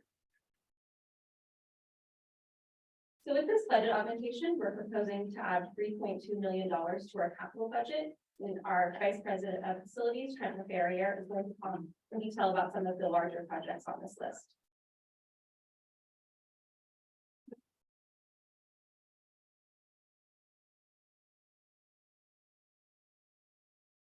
Good morning, Trent LaFerriere, Vice President of Facilities. Some of the augmentation items that we're looking at, and this is across different properties. We've got some paving needs at the convention center, and this is going to be on DE and F parking lot area that's deteriorated over the years, and that's basically the east and south sides of the convention center.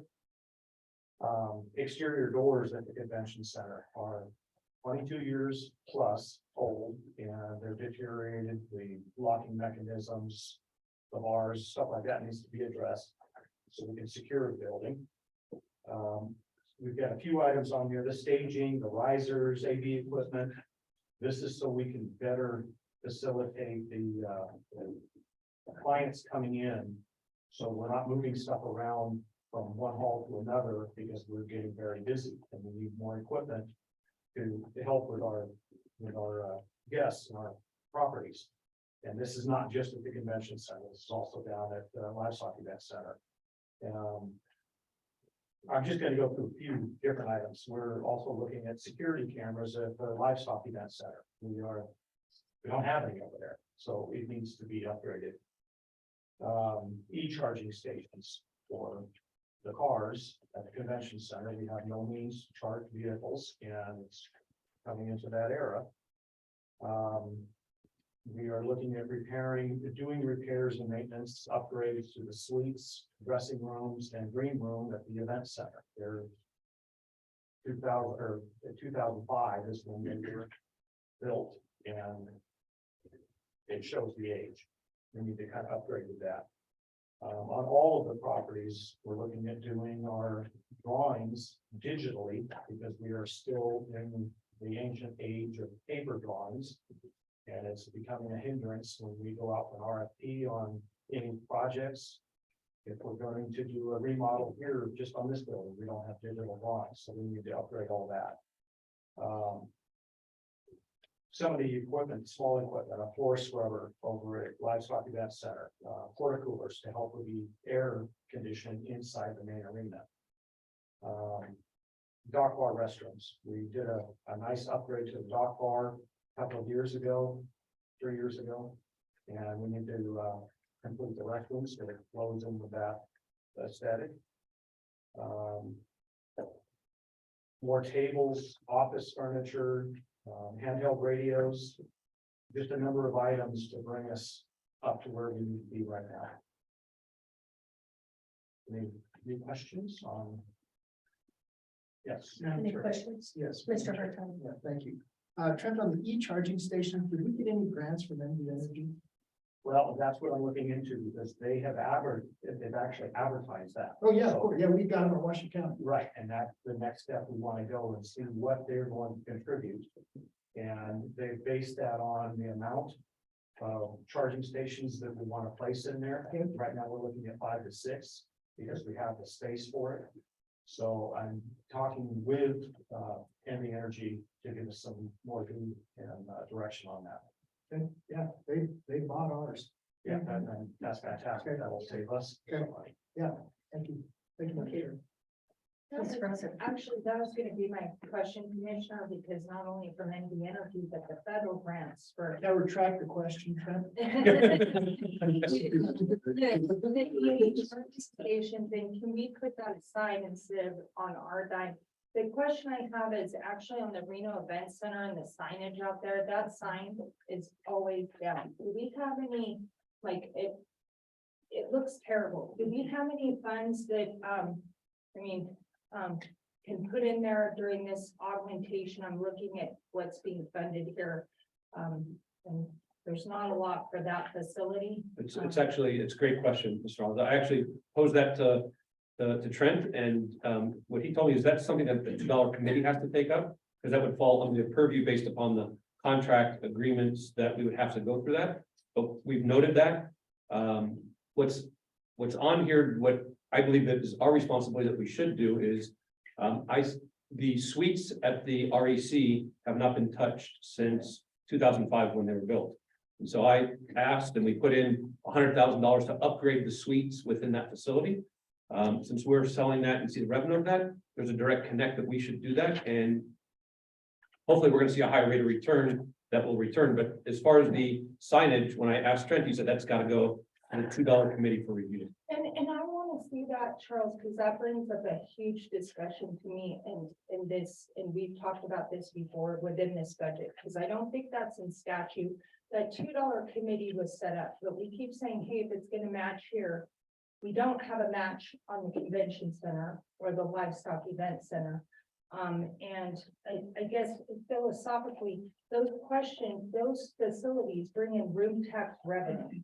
They bring in room tax, everything that's collected when I think there was a show this past weekend that all the gaming properties participated in that very facility.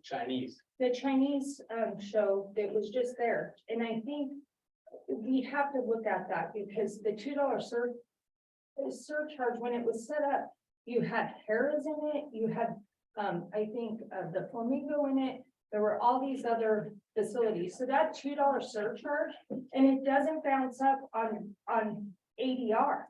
So that's a dwindling pot of money. And it's unrealistic to say, we're gonna go back to that $2 surcharge. We're gonna go back to that $2 surcharge. Those facilities have to be maintained. You can't have a sign out there when we're selling a facility that those facilities directly impact this agency. So that's gotta be a discussion, and I realize that $2 surcharge was set up, but things like the signage outside of the REC, what are we trying to market here? So. Mr. Russell, Ben wanted to jump in, because he wants to clarify. Sure, so I think I can answer your question. So there's no statute that says everything must go through the $2 fund. So where that comes from, the management agreement that the RSCVA has for the Reno Event Center, the one that we just renewed, I think, last year, provides that all those costs are the responsibility of the city of Reno, all the maintenance of the building.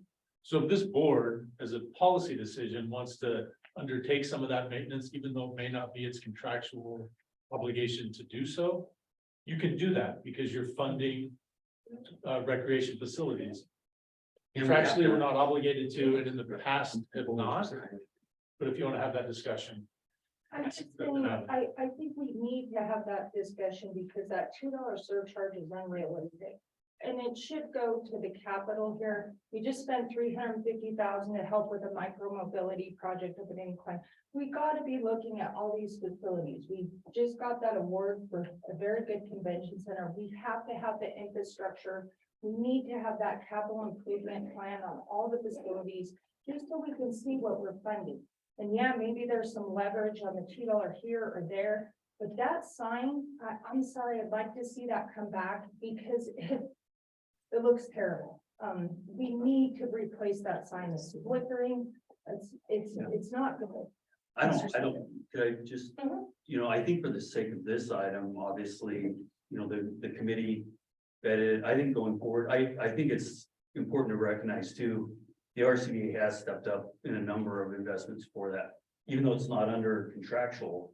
What was the most recent on that? 850 for the bowling. So, and I'm sensitive, I think you're right. I think the signage on the, across the street too. I think, actually, it might be a package. Yeah. We want to look at, and we look at it as a whole organization, but, you know, and again, I don't want to get too far off or going down the road. I do think the whole $2 surcharge discussion would be great to have a better understanding that if you go back historically and don't hold me to this, because that was probably like 20 years ago. And there's a lot of, you know, I look between all the legislation and moves that built the stadium. That really was, you know, at the time, it was kind of a Band-Aid, I believe, to somewhat take care of some of the operating CapEx. And you're right, there's things that have outpaced it. It's worth the discussion. I don't know what the answer is. Thank you, Steve. But it's complicated. But there's a lot that went into that probably in hindsight, you might have done it differently. Like you said, it's not indexed to 1%. So you're always gonna get $2 and get everything else. But anyhow, that being said, I think for the sake of the group did vet this list. I do want to compliment Charles and his staff because a lot of past groups, it's not the sexiest thing to say, hey, we got a floor scrubber for $20,000 spending our money on. But these are investments that anybody that's in the private industry like ourselves running our facilities, you got to be pouring money back in. So to see this kind of number going back into the facilities, I think it's the right direction. So if I can just comment, I think we've been trying to navigate through mud of what historically has happened with the buildings and the $2. It's something that certainly I inherited when I came here, but I think it's worth a discussion for sure. Because, you know, if we're gonna get top acts that come to REC and that signage is not there, it's not helping us. That being said, I just want to make sure that everyone's on board with kind of what our commitment is, right? We had $3 million that we budgeted for CapEx at the start of this year. We added an additional 2.8 million through the shuttered venues grant to get us to 5.8. And Courtney, you'll correct me if I'm wrong with all these numbers, but I think we're okay. Now we're adding an additional 3.246, which gets us to more than $9 million that we are investing in all of the facilities. And that's the most that has been invested in those facilities in 20 years. And so we can't tackle everything. I think it's worth the discussion. Because I think, as we did with the bowling, as Stephen said, with the projectors and going above and beyond what was dictated in the past, as well as putting money into those suites so that we can sell those suites, we have to participate. The question is, we're looking to try to rank from a priority what needs to be fixed, and Trent and Jose and team have done a phenomenal job, but there's a lot more work that we have to do, and that's, I just want us to all recognize the amount and the significance of what's being put back in. And to add to that too, I think absolutely a conversation on the $2 committee to get an understanding. Because ours is operational, so it's maintenance, so we are obliged to do maintenance. The CapEx and adding more into it has not been there, but I think working with that $2 committee, where are they financially? When Doug Thornley came and we talked about the things we need for bowling, and we stepped up with $850,000. So I think we definitely need to be meeting open communications with them, where they stand, what CapEx programs they have planned, City of Reno, and or with that fund, or with City of Reno's planned expenditures. If we don't, for the CapEx of those two properties, I think the discussion needs to happen, and we need to have more information on that committee, and that's legislatively the $2, right? Can that only, how can that be changed or to index because it hasn't indexed? That's a Is it- statutory change. it's statutory. Does it index, or you involve more people in that all that has to go into that discussion. Okay, and that's a bigger conversation. Mr. Murdoch, you had a comment. Couple things. One is, if you're bringing Reba McIntyre in and your green room looks like hell, Yeah. you better step up. And I'm not saying that just on the fact that we put the money on for it. I'm just saying that on the fact that all the users come in and the stars that come to Reno want to go back and say, God, it was nice playing Reno. Whether it's the South Convention Center, whether it's the livestock or playing Country West, or you want a facility. Now, some things I think we really need to talk about here. For instance, the bowlers come. The bowlers come, 50,000 of them are coming to the stadium this year. They have a charge, we charge a lineage fee.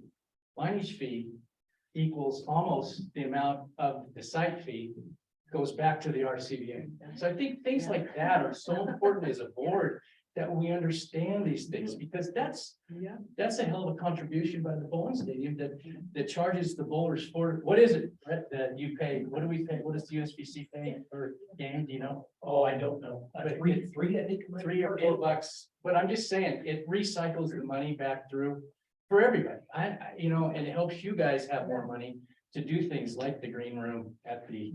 Doesn't the RSCVA, they'll put money back in? The bowlers come, they pay a lineage fee. Lineage Right. fee gets collected by the RSCVA, goes right into the fund out here, and it equals the amount. If the site fee is $1.2 million, the lineage almost equals $1.2 million. So the bowlers pay for themselves. No, I on get the it, site. yeah. If I can make But a, the RSCVA doesn't put money in that. It actually, so it's like. They put, the RCVA does put up a site fee, but they get it all How back. about that? from that lineage. Right. Yes. if I can make I think it's worth, So it's a, really, it's a great discussion. I think it's worthwhile. Yeah. We're just trying to get this approved. No, right now. I know, I get it. I'm just saying, but if we're gonna take one step further, like Ben said, we can do what we want. It's not statute that you can move stuff around. I just want to be known that everybody needs a lesson 101 on where all the money goes and how it works and how the taxes work and who gets money reimbursement back. It's not all just, we're asking for money. There's a cycle of life. And if you don't keep your facilities, all of them going, the lights aren't gonna stay. Which is why we're putting $9 million. Again, No, yeah. for me, No, I get the it. core of our business is to market and sell this destination. And I absolutely believe we have to reinvest that in our facilities.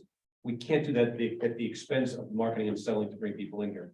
But I think to Mr. Esquaga's point, it's an amazing message to say, hey, we're putting $9 million in, the most in 20 years. I think it's a great message that this board and that we can say to this community that we're doing it today. And the reason you can do the 9 million is because we're all charging more for our hotel rooms and we're keeping our properties up. And we're bringing events and people to town. So that's why you have your money too. So I just want to be very open about it. But this is years of neglect, it's not this. board. Oh, it's It is not, no, years yeah, of Charles neglect. inherited this. So this is not- God bless you, you inherited all this stuff. It is a lot of deferred maintenance, right, Trent? But again, that's because it wasn't a priority, so now it's up to us to make it a priority, so the people that are sitting here next. When we're all expired, are not dealing with the same issue. And how fortunate we are to be able to do Be that. nice of You know, right now, to be able to do that is like an incredible opportunity. That we have the money to do it and that we can do it. Trent, did you have anything else? No, unless anybody has Okay, any Courtney? questions. Are you wrapping up or? I will move to the rest of the presentation. Okay. So we're proposing to add $1.4 million to the marketing budget. 70% of this will be used towards digital advertising efforts. And as you mentioned, we're also adding additional resources towards marketing our facilities, since increasing those efforts has been a priority since the transition. So with this augmentation, we would increase our venue advertising, marketing programs related to the facilities, and promotional signage. We're also adding additional dollars for influencer marketing and partnerships, building on the successes that have been seen in that area. We'll be adding amounts for personnel costs, which would include adding 1 FTE to the marketing department, and there are smaller amounts being added for sponsorships, registrations, and other costs. Next is the sales department. $100,000 of the amount going towards the sales department will go towards booking incentives for this fiscal year. In tourism sales, a portion of this augmentation will go towards partnership marketing programs. This augmentation will also go towards personnel costs, including adding 1 FTE to the sales department. And there are other initiatives, including a standalone sales mission in the Pacific Northwest and a new vehicle to be used for local use. Next, we have the facilities department. Facilities revenues have exceeded budget by $630,000, and we're proposing to add that money to invest that revenue back into the facilities. The highest priority here are personnel costs. To ensure adequate staffing levels at our facilities, the facilities will be focusing on adding full-time employees, part-time employees, and temporary labor. It's still a difficult labor market for our facilities positions, so we're finding that we need to stay flexible here. Can I ask a question? Go ahead, Mr. Mayor. Thank you. Hey, on the facility, what's our facility loss figure? So for the Get year, the we board. budgeted 5.9 million. This augmentation does not add any money to the loss. We're just investing back in the additional revenues we've made. So that we're budgeting 5.9, That's what we approved back in May, and we're not changing that number today. and we're gonna probably hit that, or we're Oh, that's good. What we're anticipating at this point. good enough. Thank you. So we are going to spend some of this money on repairs and maintenance costs. These aren't capitalizable costs. This is what's required to maintain the existing equipment and infrastructure at the facilities. Also some services and supplies costs. And again, we're not changing the previously approved cost figure. The next are finance, general and administrative and other costs. Included in this category are the amounts for the Chart Micro Next Shuttle project. The board previously approved $250,000 in September, and we have $100,000 that was approved by the board today. In this area, we're also including some funding for IT projects to support the facilities post-transition and some of our other operational areas, including small equipment purchases, software licenses, and costs in areas like cybersecurity. We also have some anticipated costs associated with the master plan contract, some personnel costs, and some services and supplies costs. Lastly, we have the apportionment to Incline Village Crystal Bay, which is required for legislation. For Q1 fiscal year 23, the apportionment exceeded budget by $265,000. Good job, Andy. For your. Those in consideration. Yeah. Yes, Pete Chair, see Ms. Waga for any comments, and then we can open it up for questions. I have no, other than we vetted it pretty thoroughly as a committee. We had a lot of discussion and we had unanimous support. Could you open any questions or concerns? I have one question, sorry, I'm not thinking memory. Is this a one-time $100,000? We anticipate, Okay, again, we gotta go through the process of how can we get federal dollars on that, but at this point in time, it was a one-time ask. And end of your pilot, this is, I mean, the end of your pilot, which ends next June 3rd. June, okay. Madam Chair. Stephen brought up a great point. We both said when we had the meeting of the, what do you call it, subcommittee. We would like all of you have had to participate because we knew you'd have a ton of questions.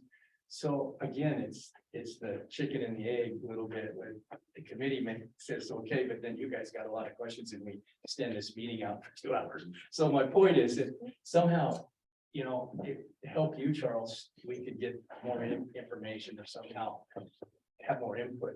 I don't know how to do that. And I'm not saying we did anything wrong. I just say it might help all of us get out of here and move the ball faster. One of the things I wanted to ask is at the city, we ask every department, I'm assuming you do that too, to submit their requests. And then we also get those too, so we can kind of follow along. Because sometimes those people in those departments know really well what they're needing, and sometimes that might not be the vision of the group, the working group sometimes. So it's always good to kind of see, well, why do you have that in there? Why is it, you know, to really ask questions and you don't know to ask them. Because one of the things I'm curious about, how much total for marketing? So with this augmentation, you mean in total for their budget or The total budget for, yeah, for marketing. Because you were adding. It's Okay, a million. 1.4 million add to their. 1.4 million. So marketing will be in total at about 15 million. So, and that's also the breakdown of, Christina, how you're going to spend it, where you're spending it, like the whole thing. So, and if you said 70%, maybe you can elaborate on that. Sorry, I'm losing my voice, everyone. Tried too hard last week. No, I'm just kidding. Time of year. So can you elaborate? Yep, so we are, I'm gonna bring it back up. So there's a few of the items. One is putting some more, how I would love to spend it is put more money into our facility marketing. And we're talking about signage and updating all of those assets and making it look more polished and elevated. And I mean, it's a hybrid between marketing and capital, but if you're walking from the Atlantis into our convention center, there's no sign that says Reno-Sparks Convention. Right, and for sure. And just to let people know where they are once they walk into the building. And then, yeah, as Courtney was mentioning, 70% going into advertising. I would love to spend it going towards our visitor profile study learnings. So I mean, I would love to get your gaming influencer in here. I know you guys have mentioned that before and I'm not ignoring it. I'm working on it. Easier said than done, but Because I think this is one of the most Yeah. important, because it's just me, aspects of what we do and want to make sure, you know, that you're spending it all. yeah, absolutely. I mean, I listen, I have all the faith in the world that you spend it in the right places. You're like the best in the biz. But I just want to make sure that, again, I don't know what you submitted or did you? And if, I don't know what you submitted, what you needed, so that's what I'm saying is, do you feel it's adequate? Is there something you asked for that you didn't receive? I don't know. That's what I'm saying. So I like to kind of see, because we do at the city of Reno. And then just quickly, because I don't want to drag this out, but I think Trent, am I right, Courtney, you said he was gonna get one FTE? So the facilities are getting a mix of FTEs, part-time employees, and some temp labor. Marketing's getting one. And you're getting one, okay. And how many did you submit for? This time I did submit for one. Okay. Yeah. So that's good. And then where are we at as a whole? Because the FTEs, we've had this discussion in the past about the FTEs and every department, where are we at with that? That's super critical. So I'm glad that we're doing marketing. Yeah. Where else? Can I give you some feedback? I actually ask every department head, when we go for the augmentation to submit the needs to me. Yeah. I then review that.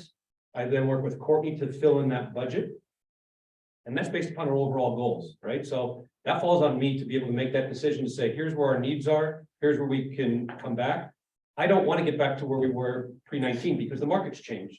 The market's changed, we've absorbed the facilities, there's a lot of changes. One of the things that we really need is Trent needs more help on those facility sides that we're having trouble staffing.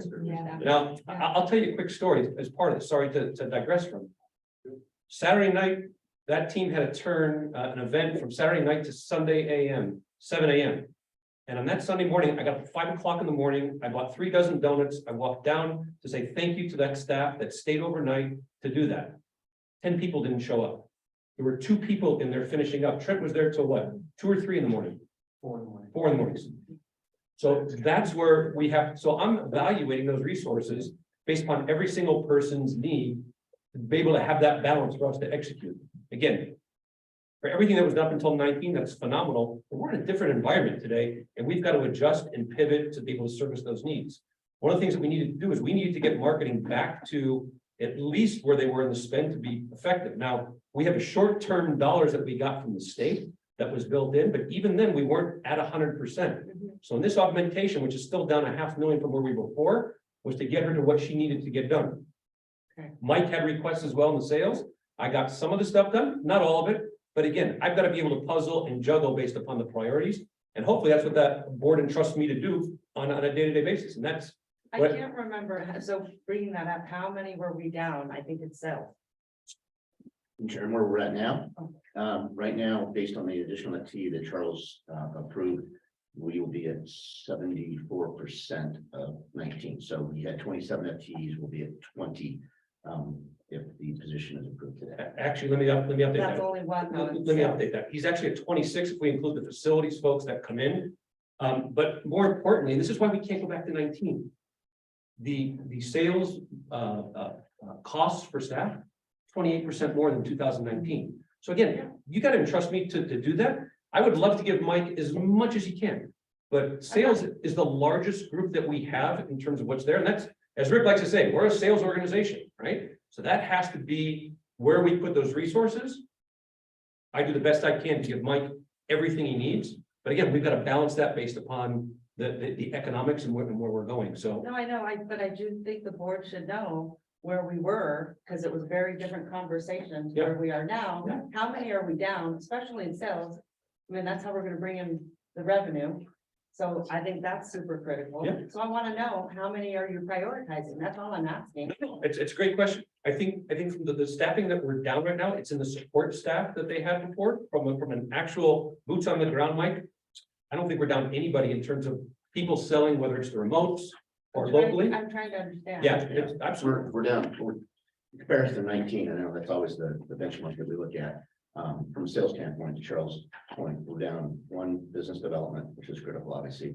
We're down 1 salesperson, was a Northeast Regional Director position that we were loading to bring back.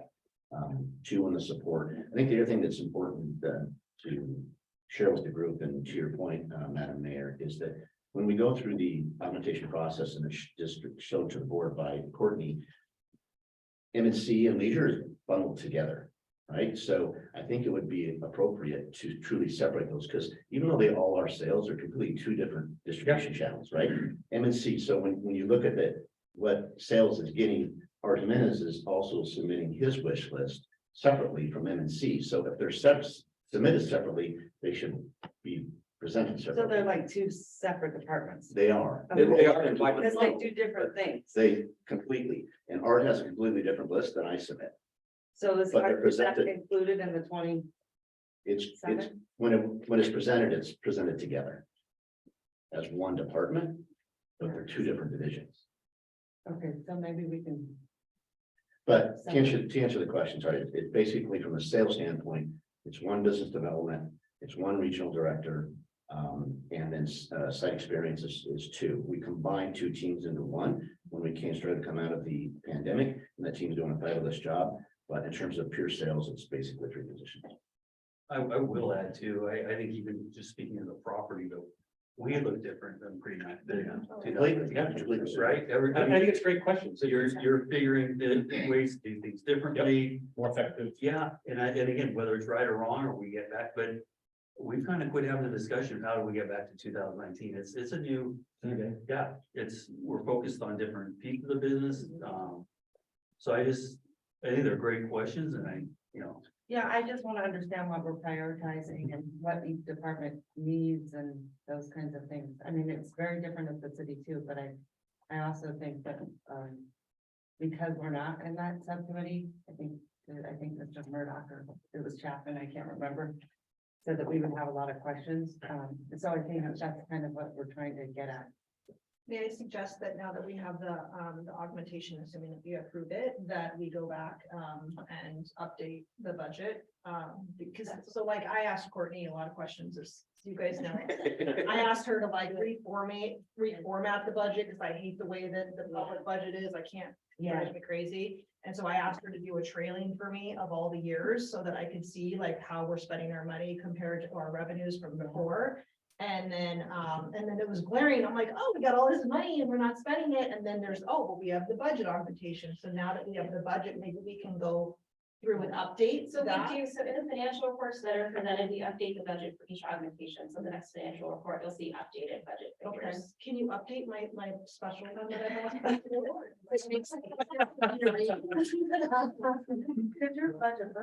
Yeah, I just, yeah, I gotta just see it a different way. Shannon's little sheet works. Can we all get it? Cause Yeah. I- I'd like to see that. Same format that is included in the board package. So the board package just has a little bit more detail. The one just provided was a little more condensed, but it's the Yeah. same thing that you're provided in the regular board. Or is it a package. trailing? Courtney, for 5 years, no, we don't do it by year to date. Yeah, That's because then there's a lot of the questions, and I agree, we don't need to be back to 19 in every category, but I personally like the trailing to see pre-COVID, during History. COVID, Yeah. post-COVID, Yeah. and to see how the revenues and the expenses and our net is flowing at the same pace. So that might be helpful for the team. Thank you. So I'm, no more discussion, I'm looking for. There's a couple more questions. I'm Just sorry. one more question, Madam Chair. And going back to what Mr. Suarez said, if we could, and I think this is important, and again, looking at these minutes, 13 minutes to discuss this item and 30 minutes to this item. When we're meeting every other month is challenging, but the zones, we have zones at the RSCVA. It would be helpful to have the whole entire presentation. Zone A is generating this much room tax revenue. And it goes back to how much is, I'd like to see on a chart, how much of the general fund, where is the room tax revenue coming from in our region? Because we get that, I think, and then curious to see, is it broken down on non-gaming hotels versus gaming hotels? It would just be good, I think, for the board, and I get those budget discussions, but a lot has changed in our community. So I would like to see how the room tax revenues are coming in from each zone and how we're appropriating those funding categories. So that information is available on the website, and we can start including it in the board packet I information. understand that it would be good to have, I'm saying to have that presentation so we can see what that is. I get that it's in the presentation or in our board packet, but I think we need to have, because it comes back to that $2 surcharge, how much is coming in, what's going out? How much is coming in or out of the general fund going to certain facilities? If it's the board packet and you don't, how do we help you more that would be better for you? Because I would like to see a presentation on it from our staff. This is the most important thing we do as a board. We're responsible legally for balancing the budget. That we have a fiduciary responsibility to do that. And I think I understand the subcommittees, we have a huge budget. Everyone makes great points about pre-19 and where we're going, but I think to have that conversation and to have that update. I mean, this is no different than any board I've served in. We, on the airport, we get financial quarterly updates that are presented to the board. So Ms. Rosa, so to be clear, are you looking for a presentation on the zones and money in and money out above what all the info and budget info and breakdown? Because she gives us a lot. I haven't said too much. What is your request? Said it would be nice to see if that presented to the board. I'd like to see that The zones. information. Yes. In other words, excuse me, I mean, you get to see what comes out of the Sparks, you see what comes out of Reno downtown, you see what comes out of Generated. South. And then you look at the different buildings. I just want to be clear what you want. Quick question, Courtney, how often do you put that on the website? So every month we put on the website that's generated by tax district individually. We do prepare a reporting package, and then we distribute it and post it on our website. So every month it's updated on the Every month. website. Yes, and it's, I believe the board's part of the distribution list that Robert Douglas sends out as well. So- Mr. Squadron. Yeah, and I don't know if I'm speaking for Jessica, but I do think having just I know that I'm one of the newer board members back on. It's been 20 years since I've been on. Well, I do, yeah, thank you. I've seen that breakout and I follow us for the most part, but it wouldn't, I don't think it'd be bad having. Yeah. Walk us through what we should be looking at. I don't know if you want it every meeting. I think having it in the packet isn't bad, but if you could even teach us, what are we looking at? I think each zone has, it tells who makes it up. Yeah. It tells you. Just kind of like a review working session would be beneficial. Hey, I think. I It's a just better understanding. update on where we are with the numbers, and it goes back to what Shannon said. I'm not trying to be a pain, but I think we have to have that information. Also, it's good for the public to have that information, but we talk a lot about those zones, I think it's important. Okay, so it's there, but a presentation to help us all understand what we're looking at, how to find it. That's something obviously we benefit the public who take care to look, but so us to just brief kind of, how do we look, where is it? How do we look for it? And a brief I think we explanation. could just have an informational session and educate how the reports are structured, where they can be found monthly, things like that. Okay, That'd be good. yeah. That would be. Done. Perfect. I know where all those reports are. The problem is I'm not smart enough to understand. it. Just telling you. That's one. I think it's a great point. We'll make it happen. Okay, moving on. I'm looking for a motion on item G. Where are we? Two. We still want two. Mr. Murdoch, I'd like to make that motion. okay, you want to, Second. Either way, I'd like to make the motion on the RCVA board director of the public hearing to approve the resolution number 598, adopting a budget augmentation in the amount of $6,527,261 for fiscal year 22-23. I have a motion second, second by Mr. Hartine. Before we take a vote, my attorney is in my ear telling me this is a public comment. Public hearing, sorry. So I will open it up to any public comment. We have public comment. Seeing that, I will close public comment, and I've got a motion, a second, any discussion? All those in favor? Aye. And opposed? Motion carries unanimously. Thank you. Okay, G3, review and possible approval of the Special Events Committee recommendations to establish an opportunity fund program, considerations to fund new events and or attract established events to the area. And I'm going to have the chair of the Special Event Committee, Mr. Chapman. Great, thank you. I first want to thank the committee members that participated in this. With Councilwoman Bybee, Stephen Squaga, Jessica Sabaza. We had 3 public members, Gerald Miller, Patricia Richard, and Eric Eidelstein. So we got people from the community that sat in on this. And for the board, this was a discussion about the additional $500,000 new money. There was a lot of conversation about existing pots of money and processes and future pots of money and processes. And I think it became clear from the committee that these are 2 separate conversations. The granting program that Tasha runs and is overseeing and does a great job at will kind of continue. There was some adjustments made on some criteria or suggestions on some of the criteria.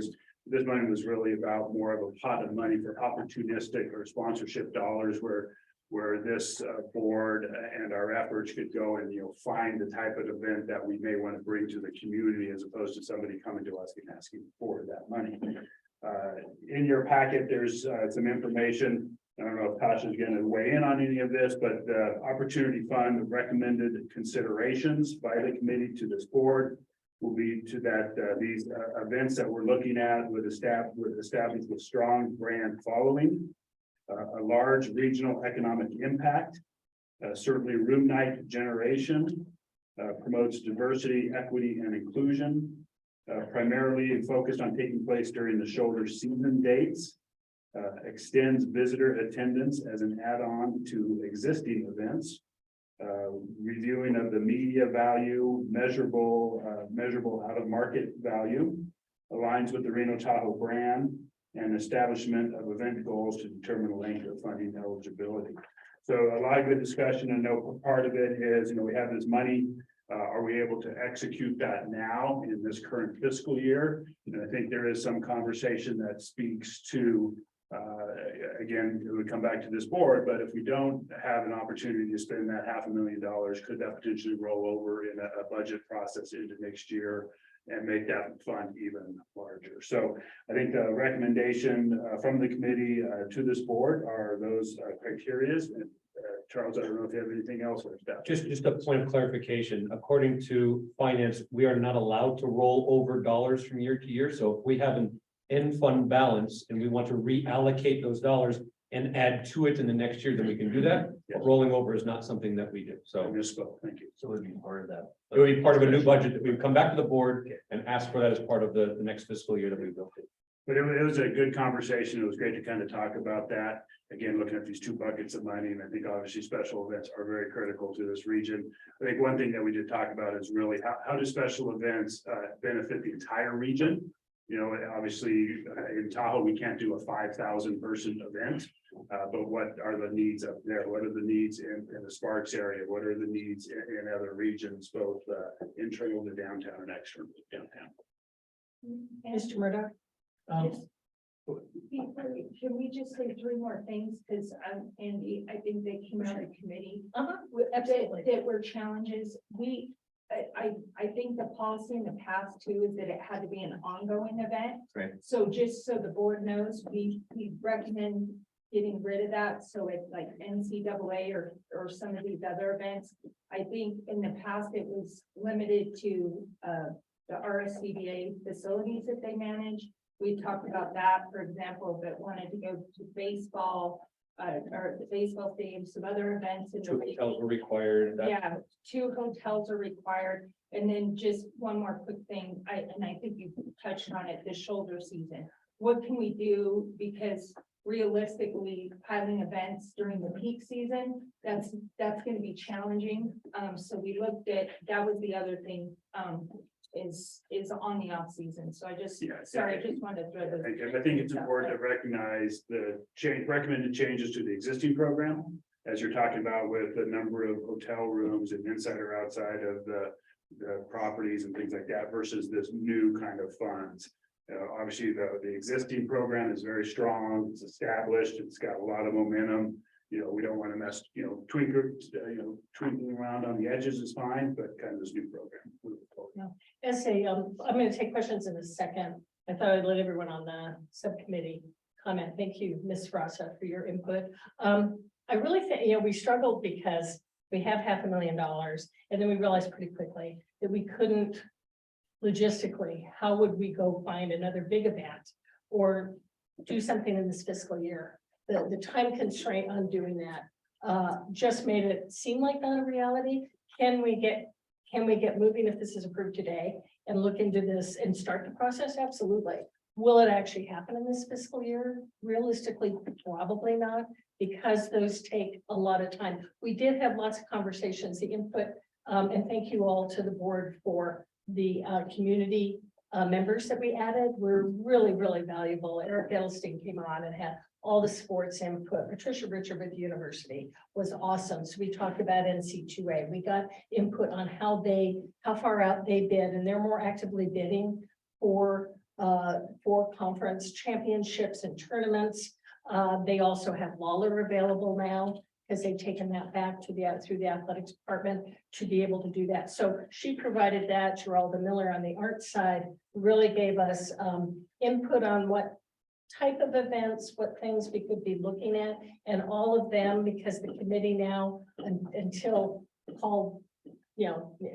something comes up, is actively looking for, if we know of something, if any of you hear of an event or a function that we might consider, we want to stay open to that. We'll work with Tasha's team on do we pursue that? We looked at, the sports was a big deal. We talked a lot about, esports. We talked about the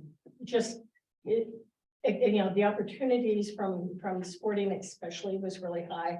But the wealth of information that they brought really helped a lot and helped guide us. And so we are looking at it. It could be just a one-time thing. I mean, it might just be one big tournament, an NC2A tournament that comes here, champion, you know, a conference championships or big tournament, or it could be something that starts, and maybe it's something that grows and becomes bigger and is one of our legacy, you know, not legacy, I won't use that word right now, but another big event that we have. So I think that what I was pleased with is that this opportunity fund is flexible. It's fluid.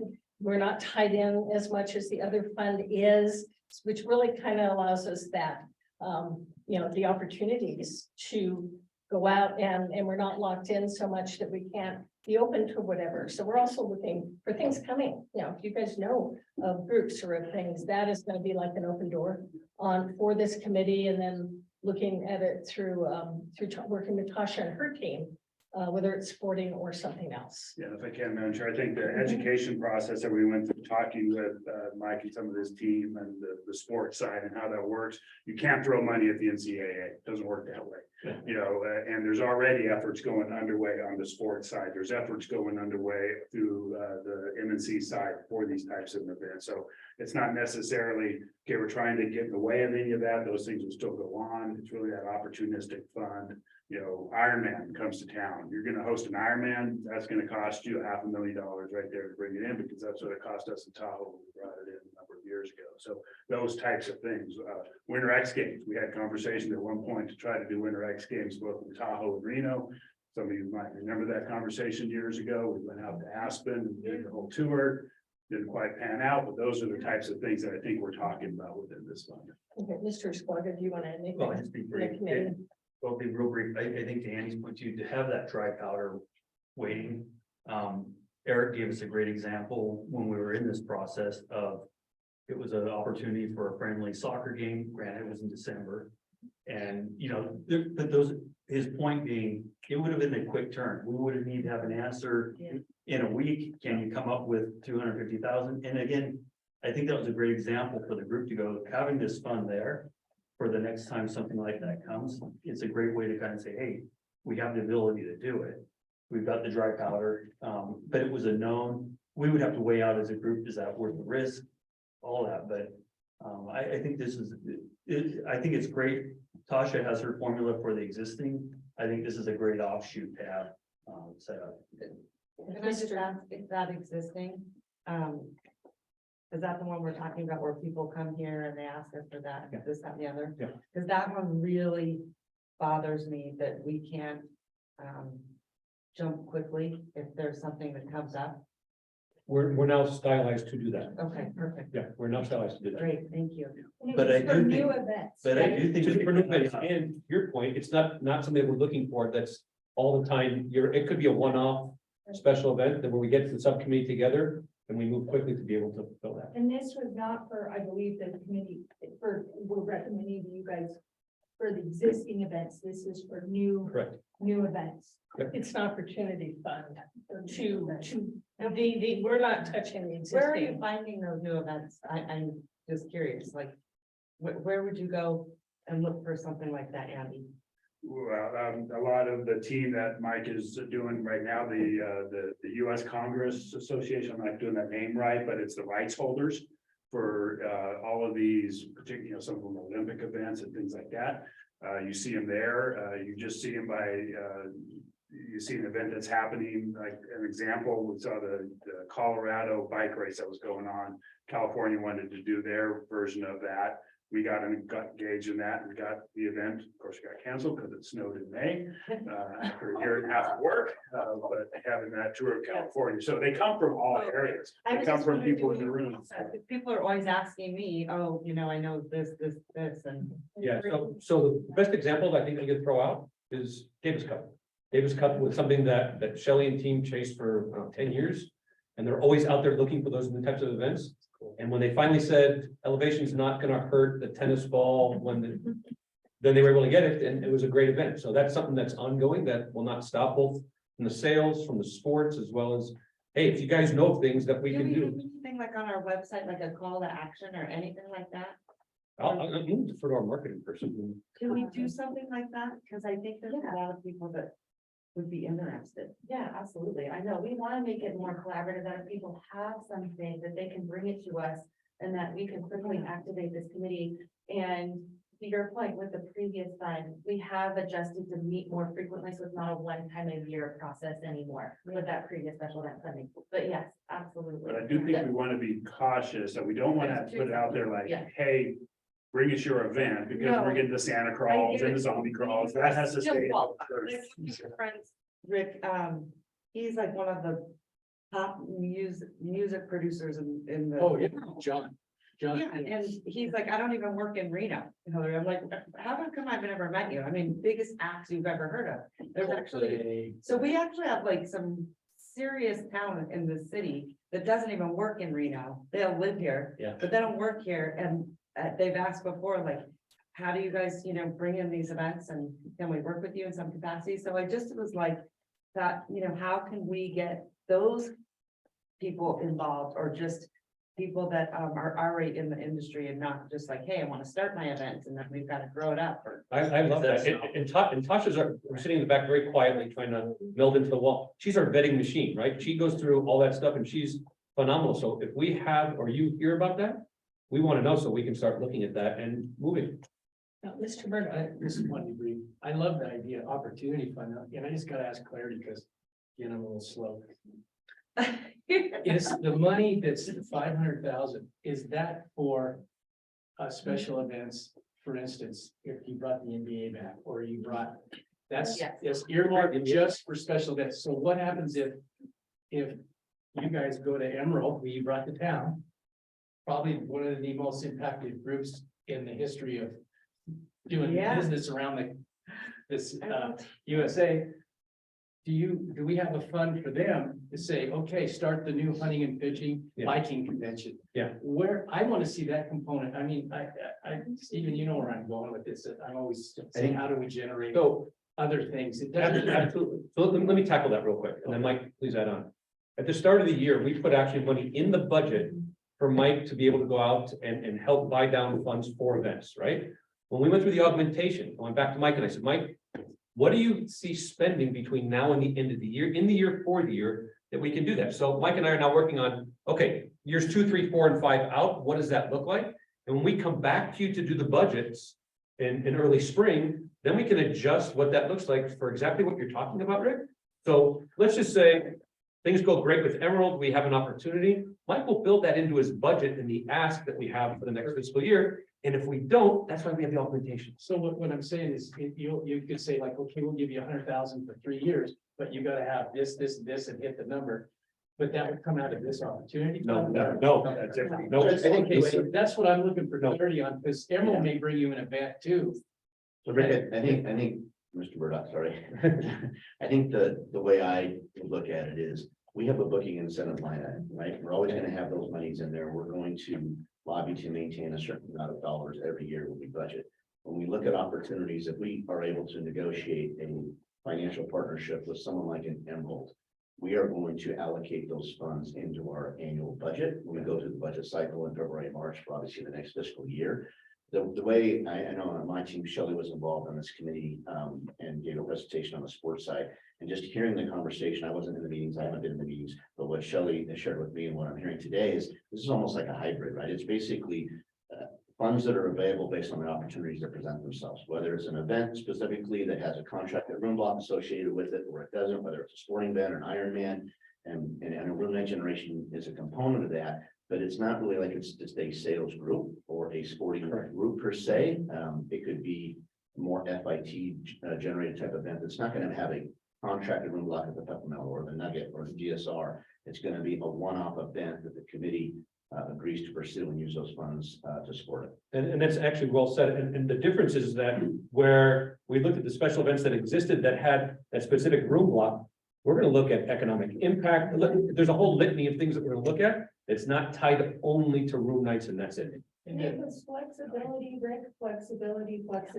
I think that was the main thing from the Thank you. committee. And if something comes to Charles, whether it's a convention or we're like, just do it, like, bring it to us. Like, I think that's what we're trying to do with this fund. It's not being so. One more. Okay, and then I can.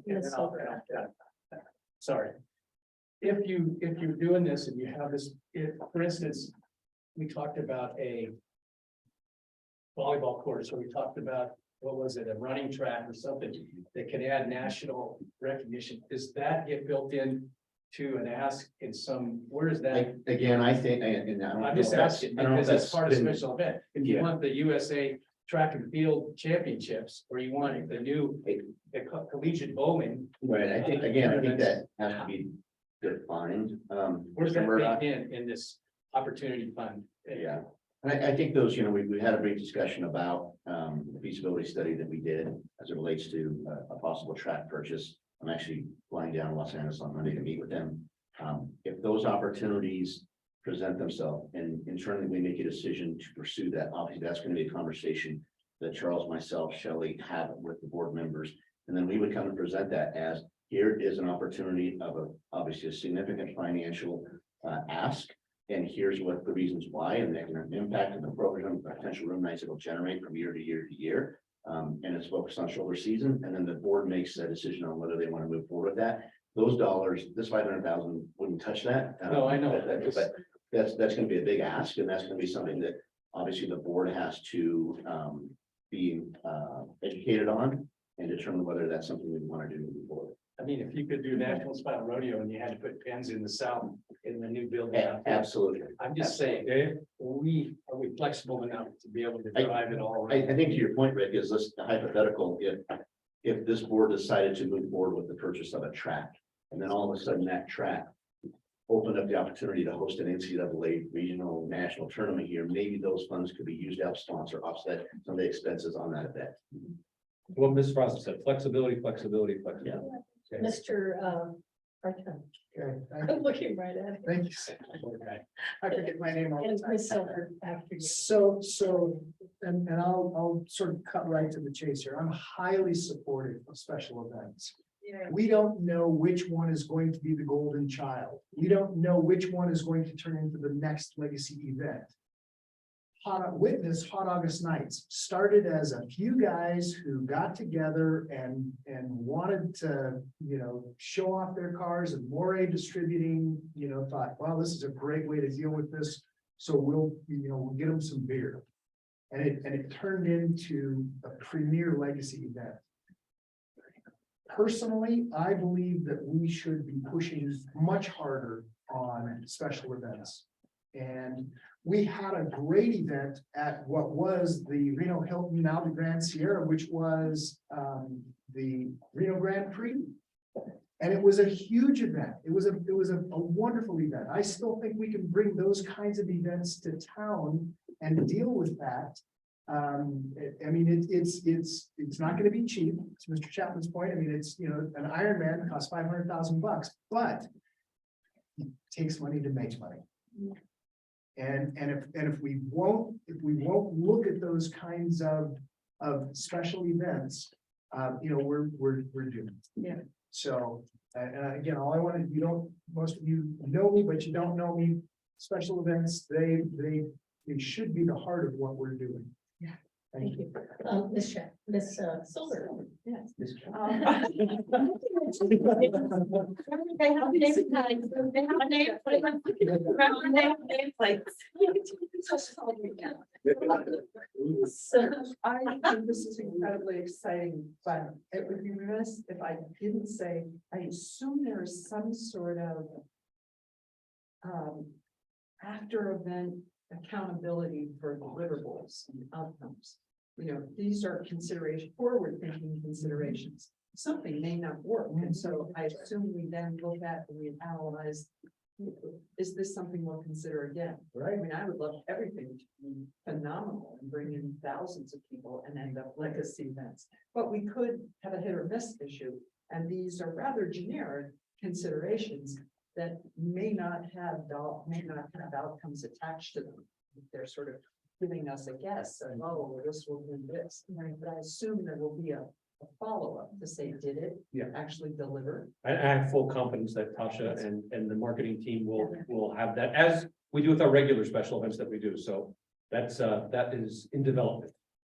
Yeah, we've identified that we would be asking similar reporting styles to what we are currently asking, which if anyone knows is very extensive as to what the events have to currently submit to us. And again, flexibility is key here with this new event, so we don't want to say it's gonna be exactly the same as what our current structure is, but it would be very similar, where they would need to be providing us information to make sure that they meet those standards. Well, I guess to put it more frankly, my question is, would we be in a position to have the kind of information we need to say, no, not again? We should be, Yeah. we did with Yes. USA, like, Yes. and I don't remember, did we get that, or Christina, does it take time to come back? I don't remember. Yeah, it does. It takes a while to come back. Okay, so how long? I mean, does it usually take for us to get that information? I think that's important. I think it depends upon the organization. Okay. You know, Miss USA might move at a slower pace than Yeah. the concert promoter. I mean, Yeah. at the end of, Tasha, do you want to speak? Or should I stand it up? So I want to go to the expert. Tasha? All the way to marketing events manager. Yes, for our current program, it can take about a month or so to Yeah. gain this information. Now, that's in addition, of course, to the extensive application they give us. But to your point, Madam Mayor, and Silver as well, is yes, that was something that we didn't put in the presentation today, but talked extensively about making sure that they will understand there will be proprietary documents that will be submitted as well. Budget, P&L, those types of things that we do already request, but very important for this too. The other thing, and I apologize, I can't remember if it was in your presentation, Mr. Catherine, but the tiered level or the extent of how much we'll be funding. So we are talking about non-annual events here, but there's a potential for a really big annual event to come too, right? Right. So if that's the case, we want to look at, is this a 3-year program? And then we move them into our current funding program. Or is it we go 1 year and say, this is not working, it doesn't work for our city? We can look at it that way too. So there will be a term, if you will, to see how long those will last. Did we already have the presentation on Miss USA? No, Oh, not yet. I just You're wanna still make meeting sure on that that. I- Yeah, no, they have. That's for an extension. But again, like that should be added to our board meetings. I just But think I we thought have you to had have it. a fiduciary or something. Yeah, To look at yeah. these afterwards. And it seems pretty well, I mean, Tasha's Yeah. team Total and confidence. Christina, they've got it all set up. And I mean, I see this process using all of the criteria, the evaluation. I mean, we don't have to reinvent that, it's here. So, and the credibility, and for us to look at something, we bring it in and it's not okay and it doesn't meet the metrics we want, it's gonna be easy. Because we'll go, okay, we tried, we thought it would be awesome, and it didn't quite do what we thought, and we move forward with something else. But we've got, everything is in place, and I trust her team because that's all they do, and they're really good at it. So, yeah, I think we're good on that. But- Mr. Harton? But to your point, Madam Chair, I think that as we look at it, maybe there should be a tweaking process where we say, if we tweaked it slightly, maybe it will be more successful. And I put that to so, Tasha. I mean, every single program, and I mean, I've been in business my whole entire life for myself, and you know, you have to look at things and you say, okay, well, I mean, you separate it out. And we talked about this earlier with the zones and where are the revenue generators? What piece of an event potentially that a new event was great and what wasn't, and maybe you have a process whereby we tweak it slightly and say, okay, because just because it doesn't work, I mean, it's like any investment. If you make an investment and you say, okay, what's the return on the investment and what's the time frame? What's the ROI and what's the time frame? Just because it doesn't return the first year doesn't mean that it won't return on year 2, 3, 4, and 5. Yeah, and any new event that you look at, you want to look at the longevity and the potential. The potential. And I think Tasha, just a couple things, because you were on the board and welcome back, but she has tweaked our requirements. Yeah, and I use the word tweak, but Yeah. but it's, I mean, it's, you know, it's just, it's where you look at it and you say, okay, how do we manipulate this? Because- I don't want to take up any more time, but it's just, I want to be careful that we don't throw the baby out with the bathwater, something that could have been a really good event, and then we, you know. Great point, Okay, great point. Mr. Kennedy? So I just want to make sure the record's clear, because as we've been talking here, we're talking about our existing event funding, new special event funding, and it might be familiar to everybody in the room, but if you're watching this or reading the minutes for the first time, it may not be. So the RSCVA has a historic special events funding program that lasts for this current fiscal year allocated $500,000. That's been around for many years. There's a very well-defined process that we go through in awarding those funds. That's not what we're talking about today. So the discussion today and the special events funding today is an additional $500,000 that was allocated this fiscal year, and trying to identify sort of the considerations that the subcommittee and staff will use when evaluating new events or additional events that are outside of that existing funding structure. So I just want to put that on the record and make sure we're clear that what we're voting on today, we're not changing that historic program. We're putting the criteria in for the new funding going forward. Okay.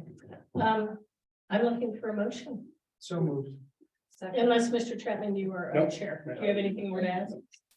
I'm sorry. I was gonna do a motion, but. I'm sorry. I'm sorry. So- I'll rescind. Was it Mr. Hartung motion? It was Mr. Chapman.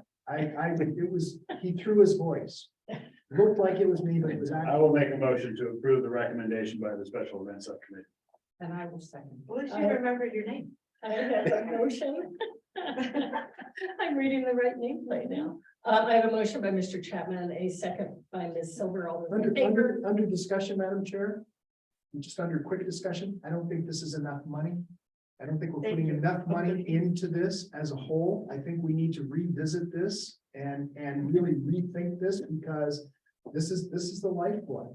This is, this is the whole, we should be looking at how we can bring in 52 events a year, one every single week somehow. Okay, thank you. Okay, I have a motion and a second. All those in favor? Aye. Opposed? Motion carries For unanimously. the record, you have to note that Mrs. Ross is not here for the vote. Yes, and for the record, please note Ms. Faraza had to leave. So we're going to move on to item G4. Review RSCVA Board appointment of the Nevada Resort Association NRA Board of Directors seat pursuant to NRS 244A 6011D4. Who's presenting? Do I just? Do we need to I present? think you. I think you, Is there anything we need to present? I think you. I think it's pretty much on the agenda. Yeah, exactly. Okay, so So I think what we need to make clear on the record is that the appointment ends at the end of this month. It will commence January 1st. It's a 2-year appointment. It's open for discussion by the entire board, but it's only voted on by the elected officials. That's a key, right? Yeah, Yes. it is. Okay, yeah, so we are open. It is a 2-year appointment. We have received 2 names, Mr. Rick Murdoch and Don Goodman from the NRA. And for the next 2 years, and I can open discussion to anyone, but motion and a second, and the vote is only by the 3 electeds. I made a motion for Mr. Murdoch. For Mr. Murdoch. Did you ask Mr. Murdoch if he was okay with this? He's not, for the record, he's not. Yeah, Shannon. I have a motion from Yes. Ms. GB. Do I have a second? Second. I have a motion and a second, so 3 of us can vote. All those in favor, please say aye. Aye. Aye. Aye. Anyone opposed? Well, no, we just voted unanimously.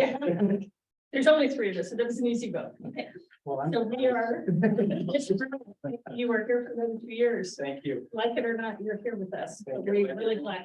Hopefully like. Really glad to have you here Did that, Steve. the next 2 years. Okay, item H, this is for announcements. Any announcements, updates, request for any information? Board members? Yes, I think this is the time where we request for our next board meeting.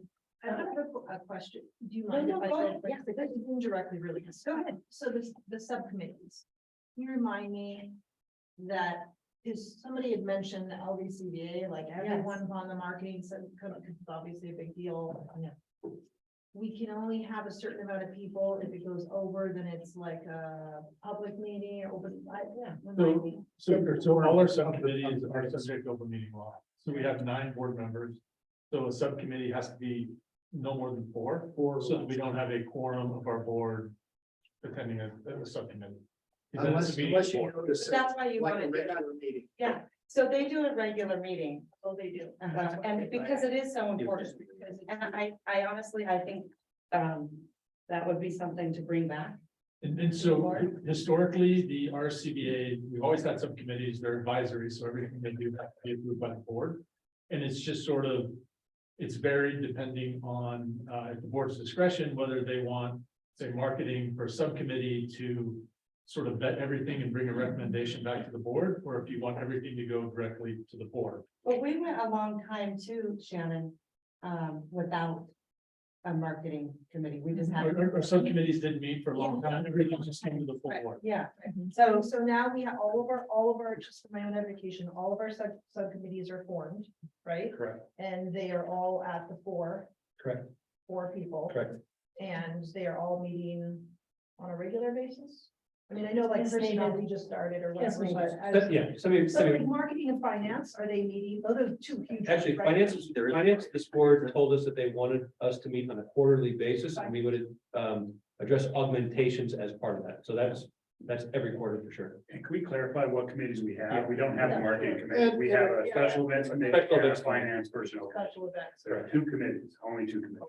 No, there's three. There's three. What We are have the three? executive, legislative, Executive, legislative. Thank you. That's- finance facilities, and then the special events, which includes our community partners. So- We have three special. can we bring that back at a meeting to discuss so we could vote on it and check the temperature of the board for marketing / special events?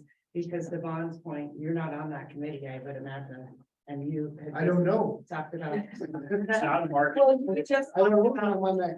putting more money into special events, but I do think, the RSCVA, I mean, I think, everyone should be involved in that conversation. We all think it's so important. So could we bring that back? And Yeah.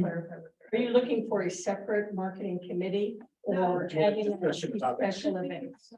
as a whole, we all should have this conversation, Right, so. not just in a subcommittee. So the RCVA used to have a marketing committee, and I want to say it was pre-pandemic, maybe 3 or 4 years ago. Yeah, They got rid of the marketing committee because it decided it just wanted all marketing things to come to the entire board. yeah. So are Special you events. talking about, do you want an agenda item to basically discuss our approach to committees? What are our committees? Yeah, let's do that.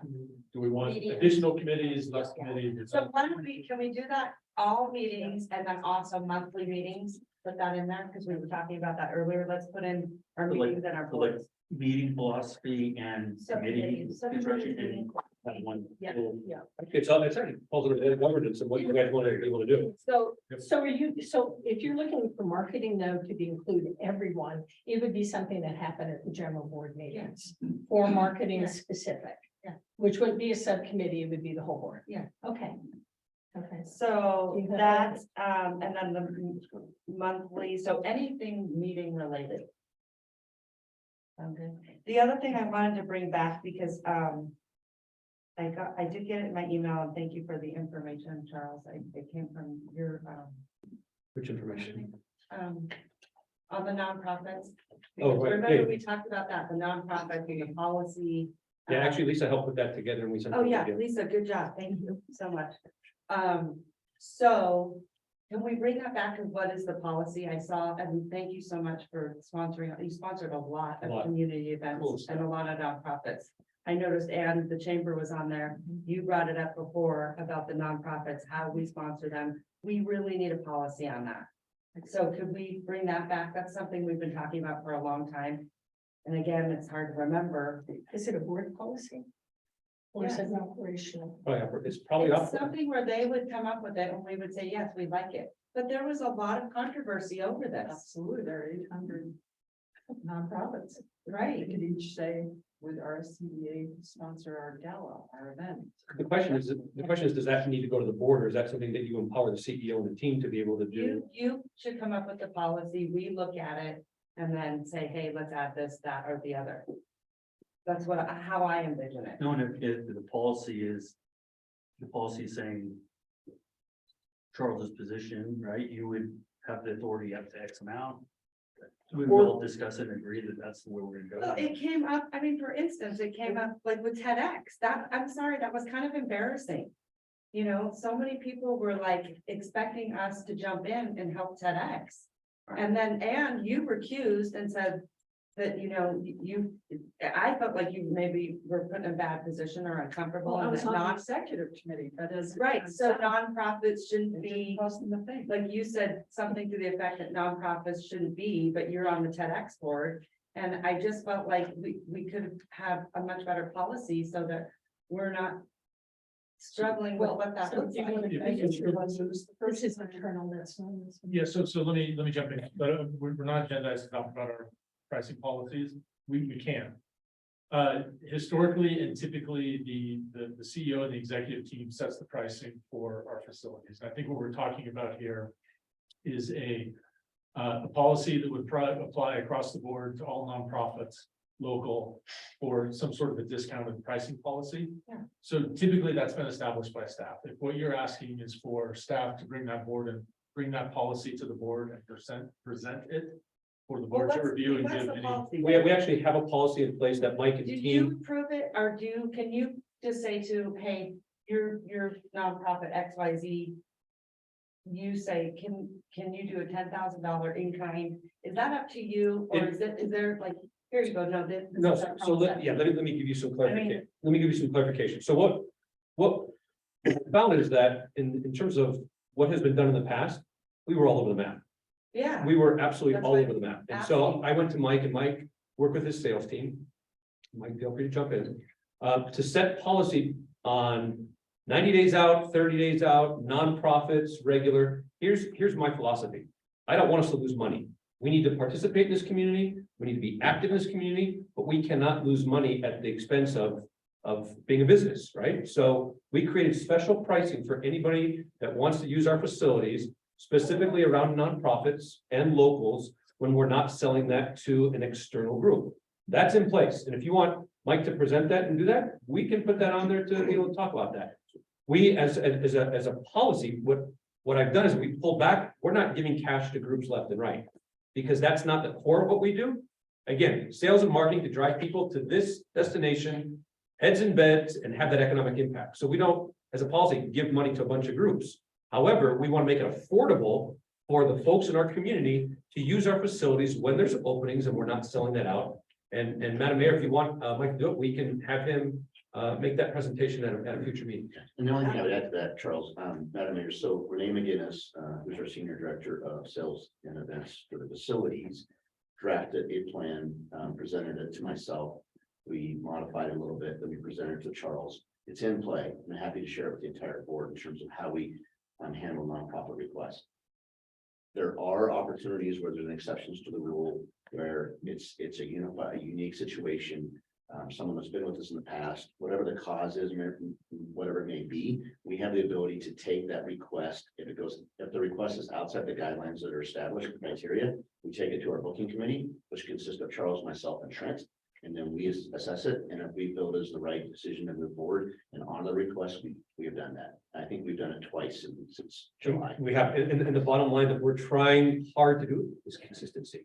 So that someone's not getting a deal on the side, and that we're uniform, we're treating everyone as best as we can to encourage them to use it in a set So I manner. think just maybe seeing if this is not documented already. It is. Okay, so maybe just letting us take a look at that. I mean, it's being a topic where we should see that. Sure that with us. Nonprofits, some nonprofits can't afford zero, and some of those nonprofits are very worthy of using some of our facilities. There was one nonprofit that came to me that it's for Down syndrome, and they, are learning to ride bikes. And they didn't feel very welcome, and they can't afford anything. And I would much rather let them use our facility if it's not being used. So Madam Mayor, I think this is a discussion we. one last point, and I empathize. To Ms. Silver's point, there's 800 of them, and we can't service anybody. This board has also said we've got to stay within a certain amount in terms of our losses. There are hard costs for every single event that takes place. We need to be fiduciary and do the right thing But to that's make why I'm sure. asking the policy, so we all know what it is. No, we'll present. On an agenda, we can talk about it. Sure. Absolutely. Mr. If you, on that agenda, Ben, we would talk about the high schools and things like that, because, or the Pop Warner leagues, or Yeah. things like that. It just, even in the bowling stadium, you need it, because you get a lot of people who want to use the bowling stadium for charity.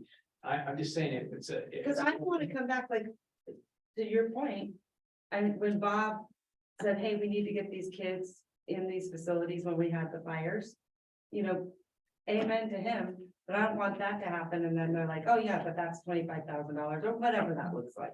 Do you see what I'm saying? Yeah, absolutely. Yeah. We have to be really good community partners as well. Mr. Chapman. Yeah, I just want to remind the board that we also have a $5.9 million facilities loss. So any discussions that we have in this vein, because the cost of operating the facility won't change depending on who might or might not be in there. So we have to be cognizant of the fact that by doing this, we are potentially increasing that $5.9 million loss to a $6.2 million loss, a $6.5 million loss. Well, did you Because look we at the keep the- nonprofit list, Andy? Well, excuse And then me, you just add one it second, up. please. And then, because we keep the flames to the feet of the staff to try to keep that $5.9 million. That's gonna be Trent and Courtney's, role right now, is how do we reduce that? So we just have to be cognizant that, some of these conversations increase the loss, and that it may be absolutely fine, but we just have to make sure that that's. But that's also why we're having the conversation. But I need Did to you remind, add up the losses from the Excuse me. nonprofits? Excuse me one second. oh, Did this you is, add them up? the lawyer is reminding me there's no discussion on this, that you guys can each put an input or update that we've got down and we've requested, but it's stating here in the agenda that we can't discuss among the board members, which we've kind of gone there already. So he's poking me on the side, reminding me that we need to. Well, this go is there. something, I just want to point Oh, this yeah, out. yeah, and This this has is been been something back. that we've been talking about for 2 years, 3 years. Yeah. And there So, is a policy, you and gotta we'll bring it back and show, Okay, we're gonna bring it back and show everyone what the current policy is, so that, to Charles' point, we're not all over the place. all right. Okay, moving on. Let's go to comments from the public. Did we capture that bringing back the revenue zones? Yeah, I was gonna ask about that. So that's gonna be on the agenda for. We'll have Courtney do a presentation. Yeah. We have this on. Question, and it's like, if I wanted to be more educated on, like the revenue zones, the $2, or like maybe the way that I'm reading the budgets, and I have questions, like, I can't just join the finance subcommittee one meeting, because then it puts us over the 4. But then if I do it here, then it's a whole big long thing, like, is it just, I need to sit with Charles, but maybe I want Steve in there to like, as, by my side. Tom wants to be there.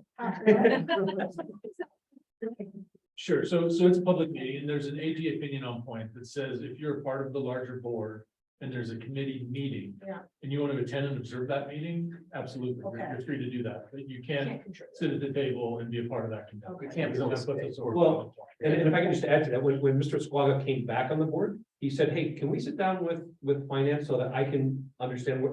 And again, I think I responded to every single person when you guys reach out. If anybody has any questions or wants to do that one-on-one or two-on-one, staff is available and we will do that. Now, What if I said, Stephen, can you come with me to sit down with Charles and Courtney? Yeah, To fine. have a little educational Yes. session or whatever, that's okay. Board members can always meet in less than a quorum, but once you hit a quorum, now we've got the public Great. meeting. And it gets the complicated. agenda, Okay. depending on who's on the. Please bear. Okay. But you can always do that one. Okay. And we're happy to do that. All right, unfortunately, I'm not that. If there's anyone else. If Yvonne and I go. Go ahead. Okay, now, Madam, what do we call you? Chair. Yeah. Madam Council. Vice. Mayor Pro Tem, I can't remember. Charlene is mine. You need that on your thing, on your nameplate.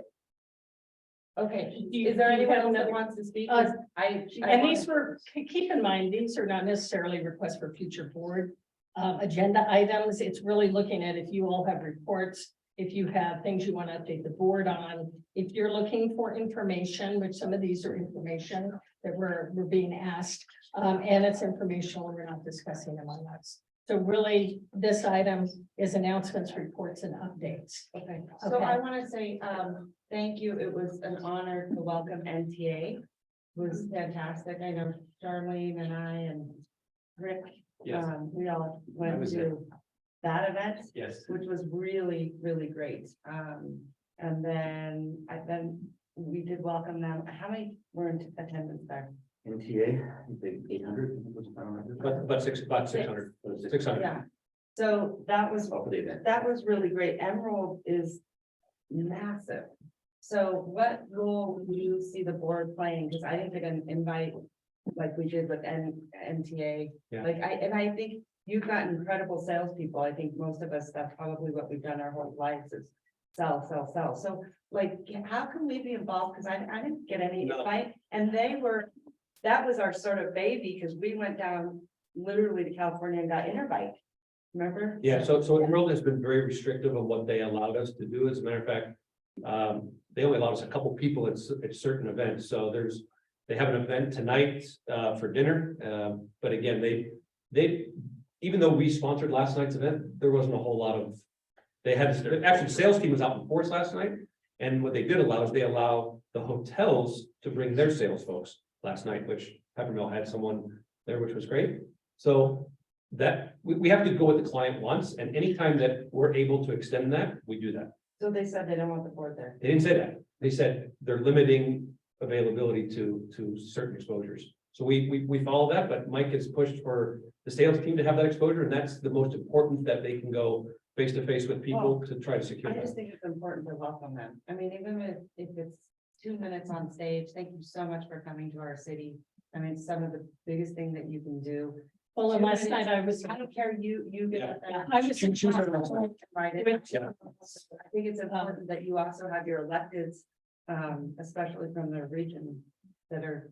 Noted. Yeah, and it was crazy, and they didn't, it was Well, just a massive it's humanity. one of the So most really, important- at the doors, they came in and I met a couple of their Important pieces of seniors. business, and I don't, Yeah. I was just surprised. Another note Yeah. though, you got veterans, and I'm not gonna put Stephen in my age group, but you got some guys that know the archive. Well, I was looking right at Because we've Stephen. been selling Reno for a Yeah. long time, Stephen. I'm just saying, Rand, it'd be nice to, if somehow we could help you.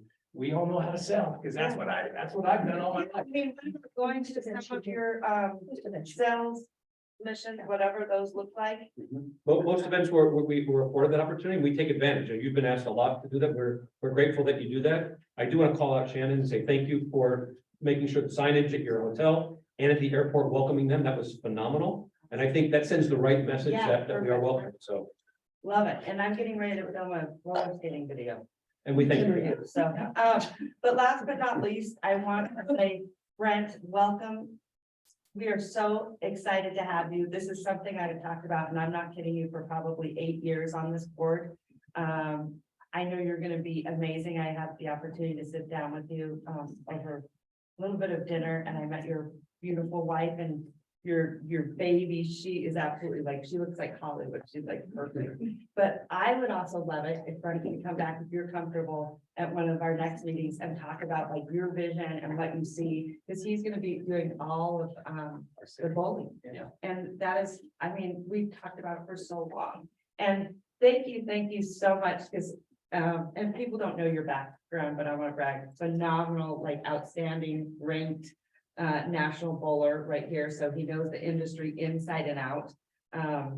And you know, he didn't just say, hey, I want this job. He was like, he had a lot of other opportunities. And so I was elated to hear that you did accept the job. So thank you so much. So I don't know if you're comfortable at a board meeting, if we could have him talk about what his vision is, what's he thinking on what it looks like, what you're hearing, all those kinds of things. I think that'd be great. I know we pinned you down. Oh, the fun. Okay, All right, we'll spare you the jokes. okay, so we're ready for public comment. Wait a minute, can I ask, can I ask, I didn't I've get got it it. written down.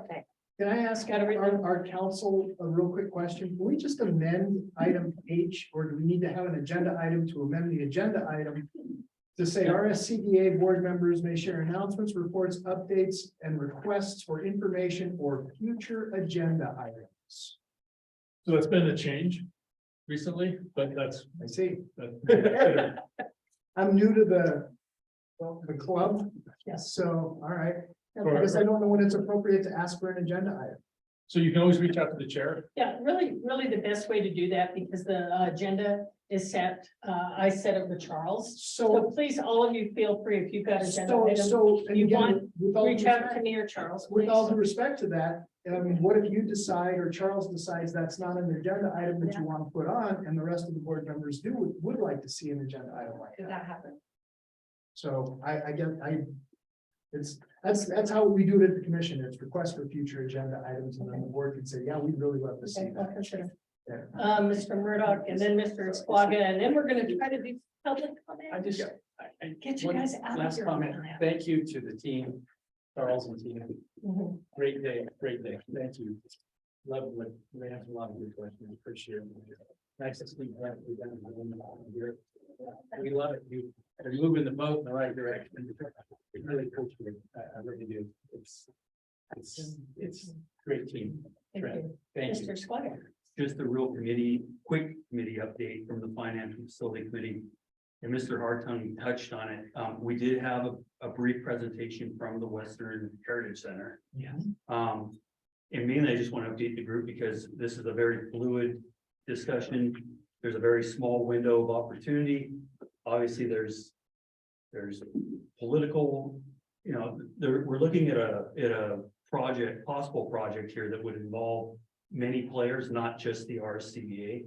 And I just want to bring it up because I do think, and Charles had agreed, we should be at the table, but it's going to probably be with the county, the city, the Western Heritage Center folks, and possibly the university.